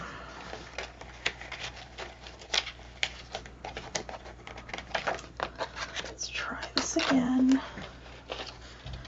Of course, I'm getting in a hurry, so I didn't let it dry enough.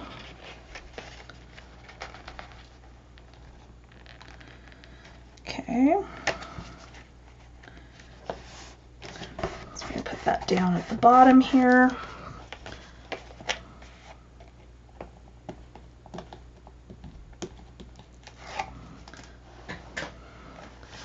Okay. Fold that over. There's your belly band. So this flap is going to come in from the side right here. I'm going to go ahead and miter on this one.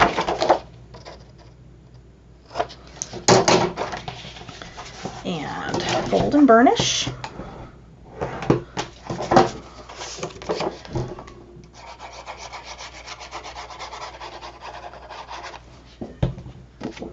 Okay. And again, I'm just centering this up on the outside edge.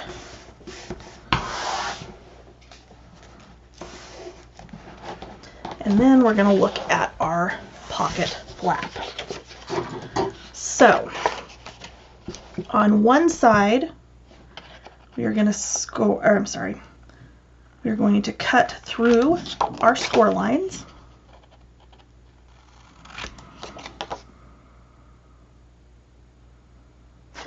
Actually, we're going to do that on both of them. Okay, so you're going to cut through your score lines on all four corners.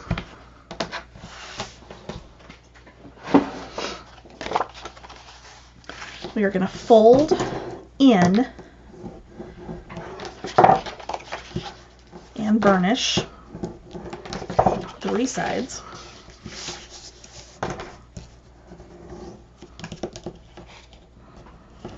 Okay. Then I'm going to take my top piece, which somehow I still have this wrong. What did I do here?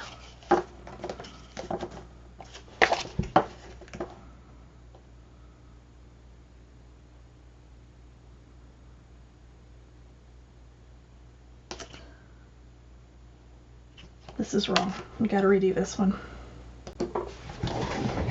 Okay, I know what I did. So, 4x9, you're scoring it on 2 short sides, 1 long side. That's where I got myself screwed up, is I had 1 more score line on there than what I actually needed. And I still think I just did this backwards. No, we're good. Okay. And then this piece should be 8 by 3.5, not 4, with a 1/2 inch score line. That's where I screwed up. Okay, so we're going to miter this. Okay. We are going to miter the top. Down here, we're going to miter just slightly. So we're not going to cut all the way through it like we normally would. Although it probably wouldn't hurt anything if we did, honestly. Okay. Now,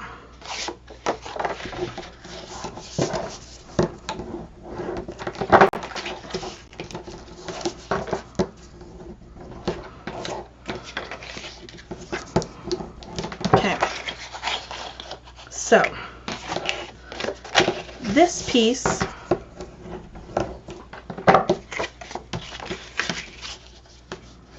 is actually going to go down on top. Okay, so what I'm going to do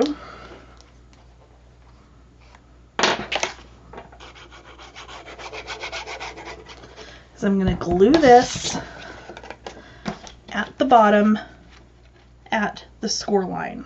Okay, and I did cut this just slightly shorter than 8 inches so that I can wrap these tabs out and around.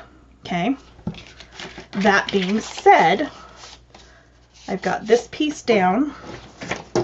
Quit putting the scoreboard on top of the scissors, it would really help. I'm going to come in right here and I'm going to cut up to the score line at an angle, and then I'm going to cut down the score line. Okay.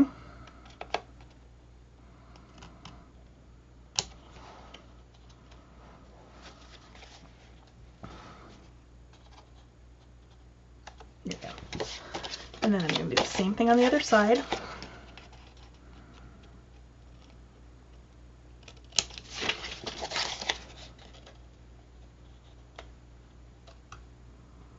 Okay. So then now I'm going to get my glue on the sides here. And in all honesty, I probably still did this backwards, but it's okay. It works this way as well. Okay. So then this bottom tab, I'm going to fold back the other direction and burnish. And that is going to go on this side. And yes, it is smaller than that one. That is on purpose.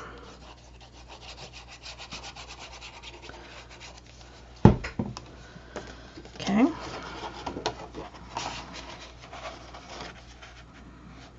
So I'm just centering it on the edge here. Because of course those little tabs, once this is matted, you won't see those. Okay. All right. So this one will actually sit underneath here. If you wanted to, you could actually cut this one shorter, both directions, so that it could tuck in there, but I did not want to do that. So I may end up adding, was I going to add a magnet on this one? I thought I was, maybe not. No, not on this one. I've got somewhere I'm putting magnet, but I don't remember. Oh, it's the next one. Seriously, it's one of those days, and I waited to not do this while I was tired, and here we are anyway. Okay, so next page.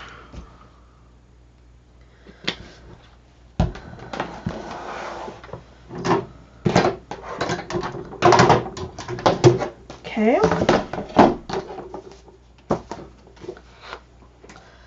So this one does have a magnet. This one is super easy. This is stacked pages. You've seen me do these on a number of other albums, so very, very simple. 8 3/4 by 10 1/4.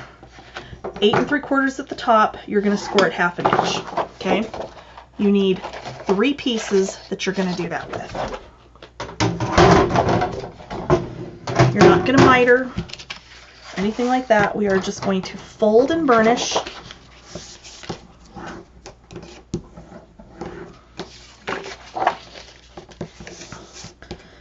And again, the album is sized so that you can put 8 by 10 pictures in there. So the point of this specific page is this is one of those where you can put all of those 8 by 10 pictures and not have to size them down or crop them down or whatever. They're going to fit in their entirety on these pages. Okay, so we're going to stack it up. Okay, we're going to take our glue and we're going to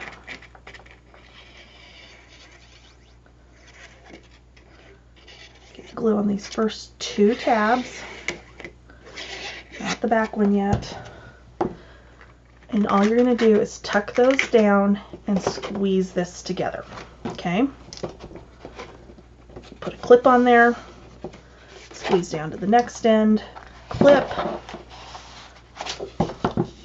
down to the next end, clip again. If you've got extra clips, throw a couple more on there and let this sit and dry for a minute. Okay? The closure is going to be 2 by 8 7/8. You're going to score it at 1/2 inch and 5/8 of an inch so that you have an 1/8 of an inch gusset, just in case, because you're going to need it once you get mats and pictures and everything on that. While we're waiting for that to dry, I'm going to come in here with this.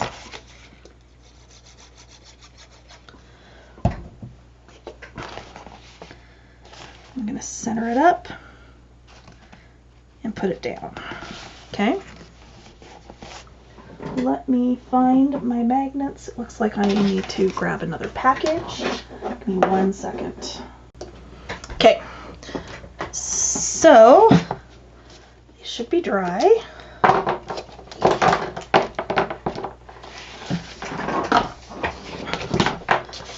So this is going to go down on the outside edge of your page. I know, Gus, it's not dinner time yet. Gus, it's not time yet. Okay, so this is going to run top to bottom, side to side. You're going to go all the way to the outside edge. Glue that down. This, of course, is going to fold over the top. The closure is going to go almost to the edge or to the edge, just depending on how you cut and scored. Mine is going to the edge. So I'm going to go ahead and get a set of magnets. Pull a little backing piece off one. So this sits about here.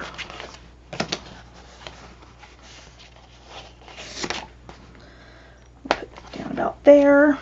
I'm going to get the backing off the other side. Lay this over, put it down, and there's your next page.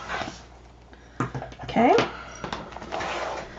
Next set also has a magnet.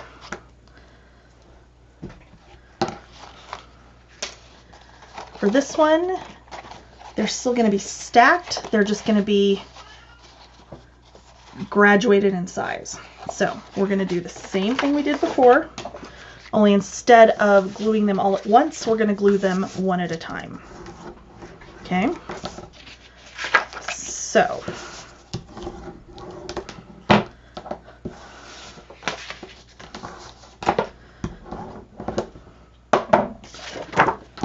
going to start with my biggest one. I'm actually going to turn this so it's facing me. And then I'm just going to center this right on top. Okay? I'm going to do the same thing with the next one. And if you wanted to add a couple more in here, you absolutely could. You could graduate this down as much as you wanted to. Okay? So, I'm sorry, I didn't give you measurements. 7.5 by 9, you're going to score it 1/2 inch on the 9-inch side. 6.5 by 7.5, you're going to score at 1/2 inch on the 7.5 inch side. And then 5.5 by 6, you're going to score at 1/2 inch on the 6-inch side. Sorry, totally spaced that right there. Okay, turn this around. This is going to go down on the top.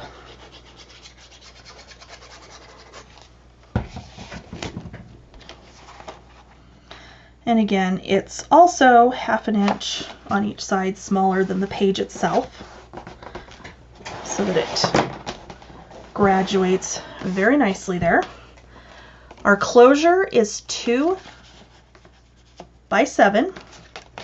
You're going to score it 1/2 inch and 5/8 of an inch again.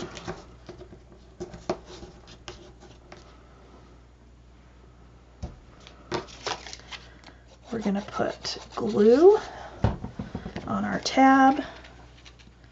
We are going to center this up as best we can. Tack that down.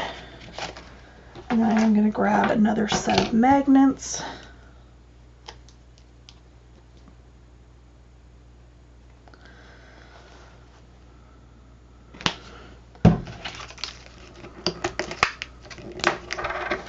Okay. Oh, I love when they stick together on the wrong side. Okay.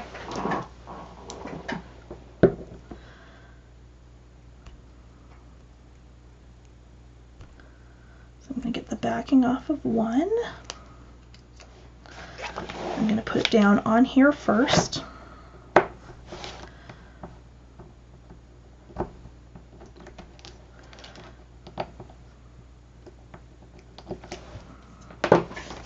Okay. And then down. Okay. There we go. All right. Our next set,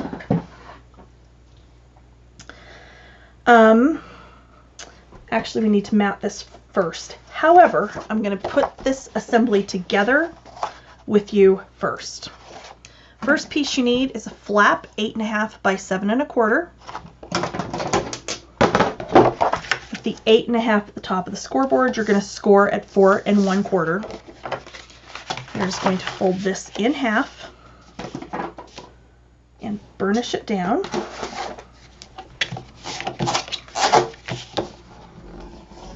Okay. You're going to do a small waterfall that's going to sit on top of this. This is 6 3/4 by 4 1/4. 3 pieces. You're going to score at 1/2 inch on the 6 3/4 side.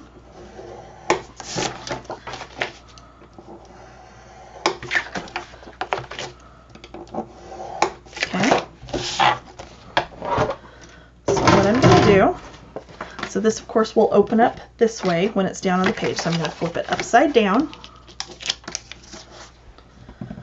I'm going to fold and burnish my waterfall pieces.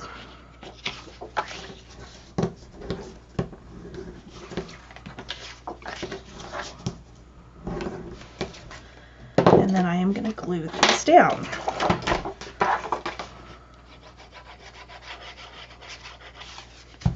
Okay, so this will run exactly side to side on top of this flap.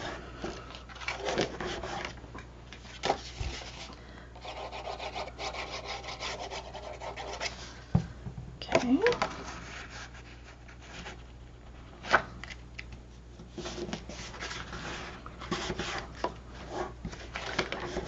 And one more.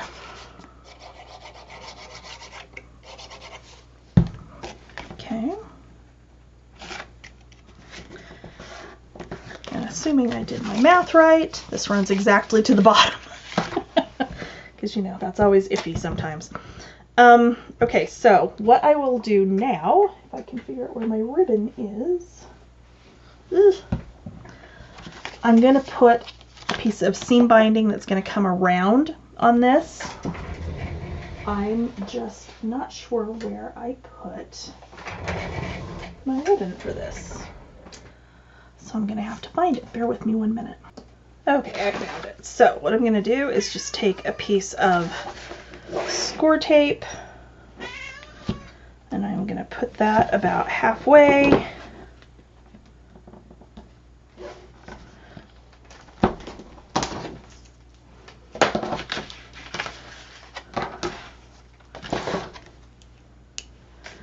And I've got maybe,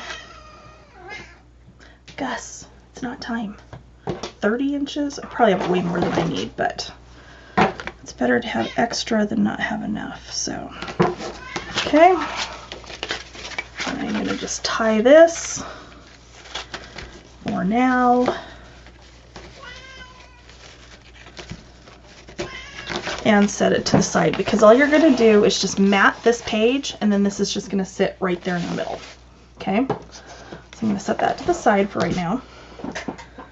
Okay, our next group is easy enough. Okay, so we have 2 flaps, 4.5 by 10.5. Both of these are scored at 1/2 inch with the 4.5 at the top. And then we have 2 pockets. Both of these are 5 by 5. We're scoring it at 1/2 inch on 3 sides. And I apologize for the cat. He thinks he's starving even though it's only 4:30 in the afternoon. So this is what he does to me from about 3 o'clock on until it's time for his dinner. Because he thinks he's in charge. My furry supervisor. Okay, so we're going to miter the top corners. Then we are going to cut through the score line on the bottom. On both of these flaps, we are also going to miter our top corners.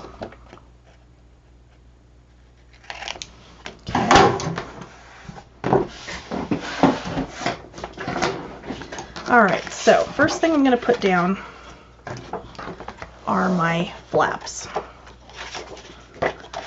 So,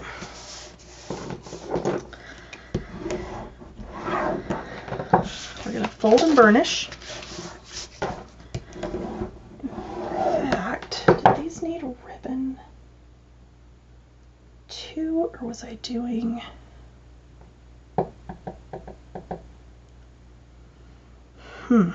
That's a good question. I think we're going to go ahead and do some seam binding. Okay, so I think I'm going to go with, oh no, not that, for sure. Okay, so we're just going to go with the burgundy again. I'm going to get about that much. And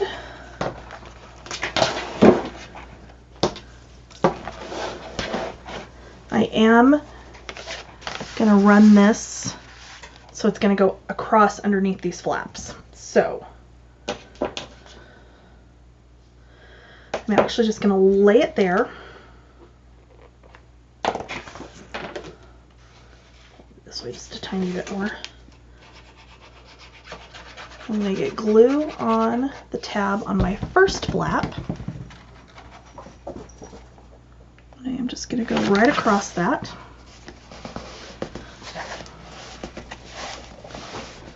Okay. I'm going to turn it, make sure this is still sitting out. Oops. Let's not put that on top of the mouse before we accidentally start recording and not realize it. Okay. This one, you're going to slide it down until it touches. Okay. And then it's going to go over and down.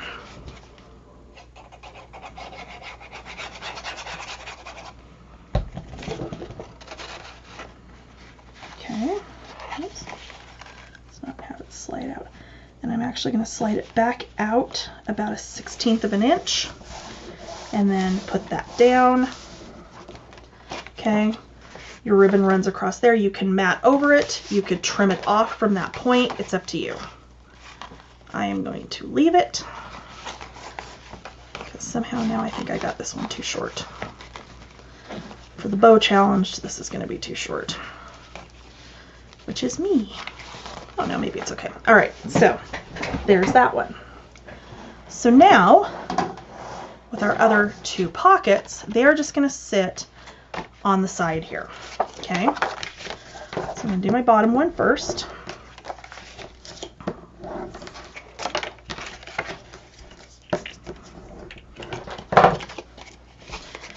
And for these, I'm probably going to get out some tag dies and just make a couple of tags. So I'm putting this all the way at the bottom and then I'm just centering it between the edge of the page and the edge of this flap. Okay.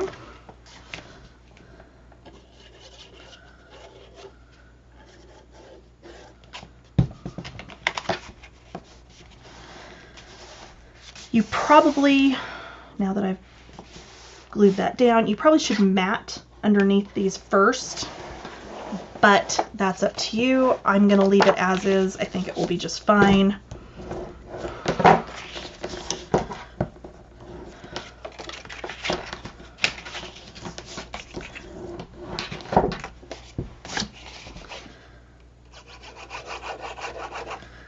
this one, you're just going to put it about 3/4 of an inch above the other pocket. You're basically going to center it between the top of this pocket and the top of the page. And then line it up so that going this way, they're the same. Okay.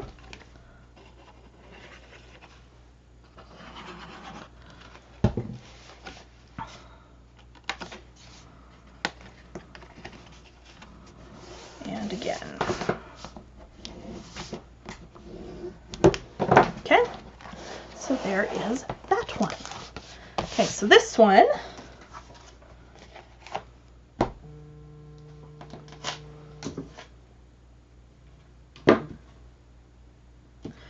okay, so we have a pocket. This is 11 1/4 by 4 3/4.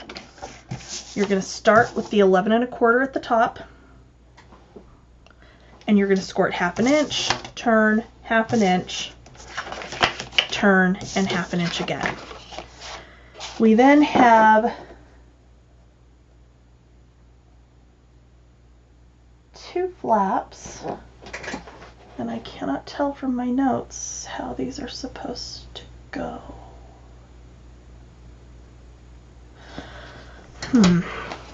Okay, first flap is 6 5/8 by 10 1/4. You're going to score it 1/2 inch on the 6 5/8 side. The other flap is 10 1/4 by 6. You're going to score it 1/2 inch on the 6 inch side. I kind of remember what I was doing on this one. I know the pocket runs to the side, so we'll deal with that first. Okay, so you're going to miter and miter. Then you're going to cut through where the score lines intersect on the bottom. And we're going to go ahead and fold and burnish.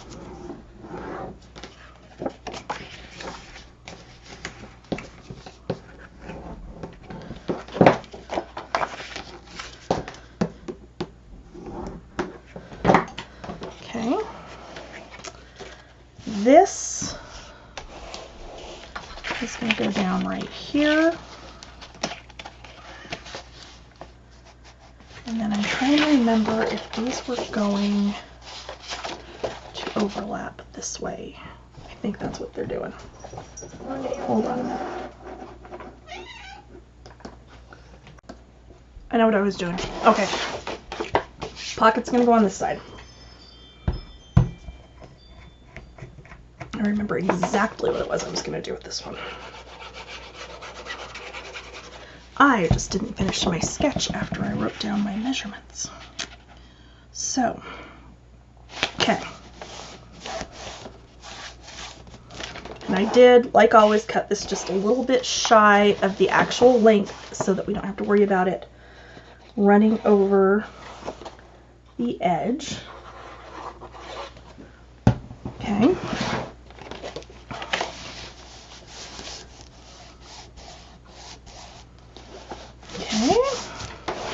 So this one, you're going to take your 6 1/4 by 6, you're going to fold and burnish, you're going to miter, do that in the other direction first, miter, then fold and burnish, miter this as well, okay, and then we'll fold and burnish this one. Alright, so this is the bigger one, the 6 5/8, so that's going to go here. This one goes in here. The goal being, you're going to have a page where you can take one of these 12 by 12 pieces that has like the marriage license thing on it. You'll have to cut it down on height just a little bit, but it'll be okay. But you will be able to piece it so it's on both halves. That's what I was trying to do with that one. Okay.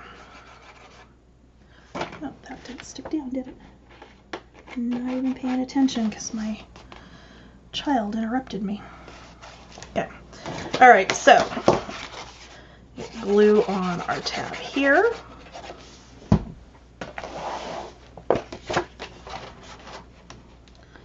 This is going to go down like so.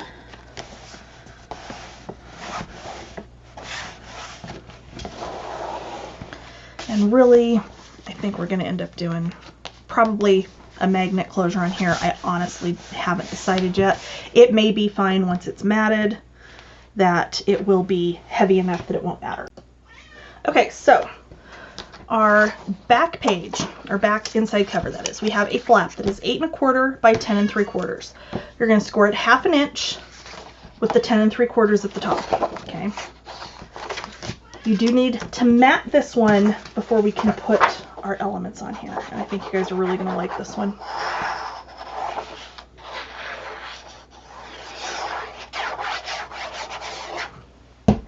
Okay, so I am going ahead and matting this page.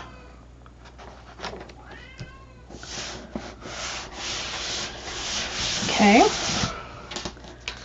All right, so move that out of the way for just a minute. Now, first piece that's going to go down is a pocket. This is 9 by 5 1/2. You're going to score at 1/2 inch on 2 short sides and 1 long side. We're going to miter. I don't know if you can hear the cat like tromping around down here. He's always convinced he's going to starve to death. And he's mad that I am not running upstairs to feed him, and it's not even 5 o'clock yet. Okay, so we're going to fold and burnish. Okay, we are going to glue down only the bottom. Okay.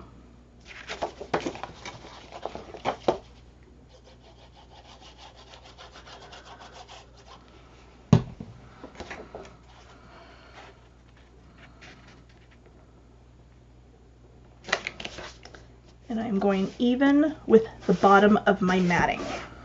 Okay. Our next piece is 7 by 4 1/2. Again, you're going to score it 1/2 inch on 2 short sides and 1 long side. And then we are going to do the same thing we always do when we're making a pocket. We're going to miter, fold and burnish.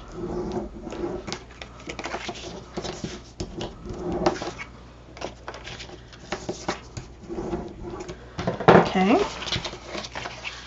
and then I'm going to just set this here for now. We're not done.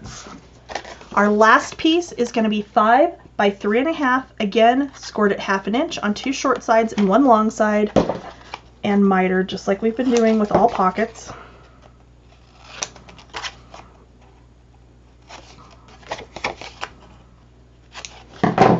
And then fold and burnish.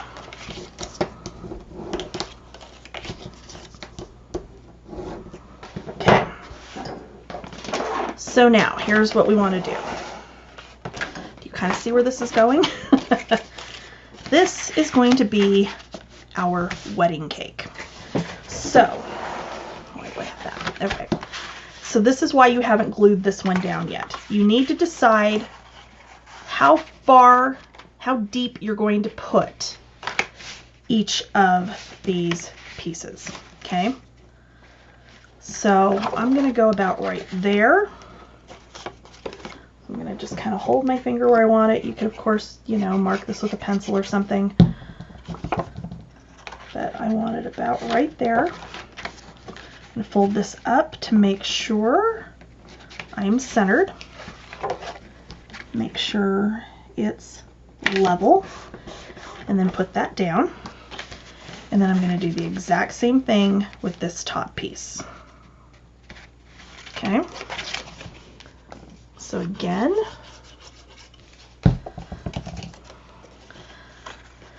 you could actually do these as flaps as well, and that would actually be really, really cute. Okay. So again, we're just making sure we're straight, we're centered, And once you have that done, then you can go through and glue these sides down. Not that they overlap, you just need to not glue them until the end so that you can layer your pockets in here the way you want. And like I said too, they would be really cute as flaps, just deduct an inch off of the width, still score the ½ inch just on the long side, and then flip them the other direction so that they fold up like that. That would be really cute too, actually. I had kind of debated back and forth which way I was going to do this, and ultimately decided I liked the pocket idea better than the flaps. So, okay, so there's your wedding cake pockets. Now we can just, we need to miter the top of our flap here.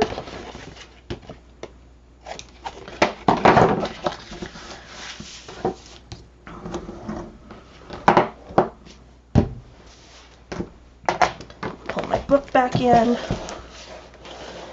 flip this around.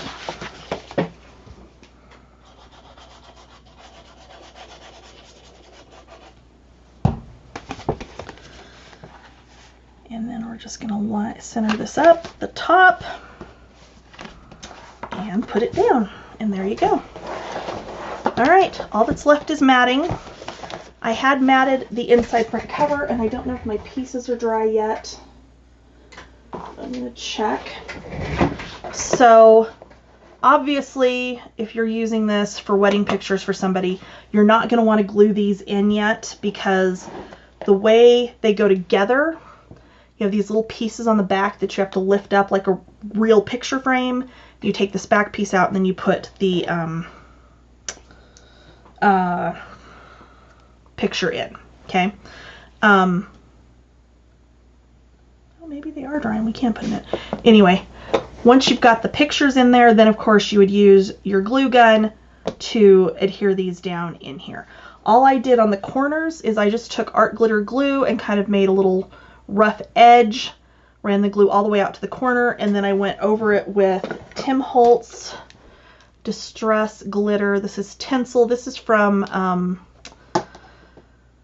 the Christmas like limited edition glitter that he had, but I know depending on your colors and your theming, you know, you of course could do whatever you choose. Another alternative to these little wooden Prima frames is there's some other white Prima frames that are gorgeous. I don't have any of those, so I planned from the get-go to use these. So that's what I'm going to put down in there. And all I need to do now at this point is just mat my book. So, as always, thank you for watching.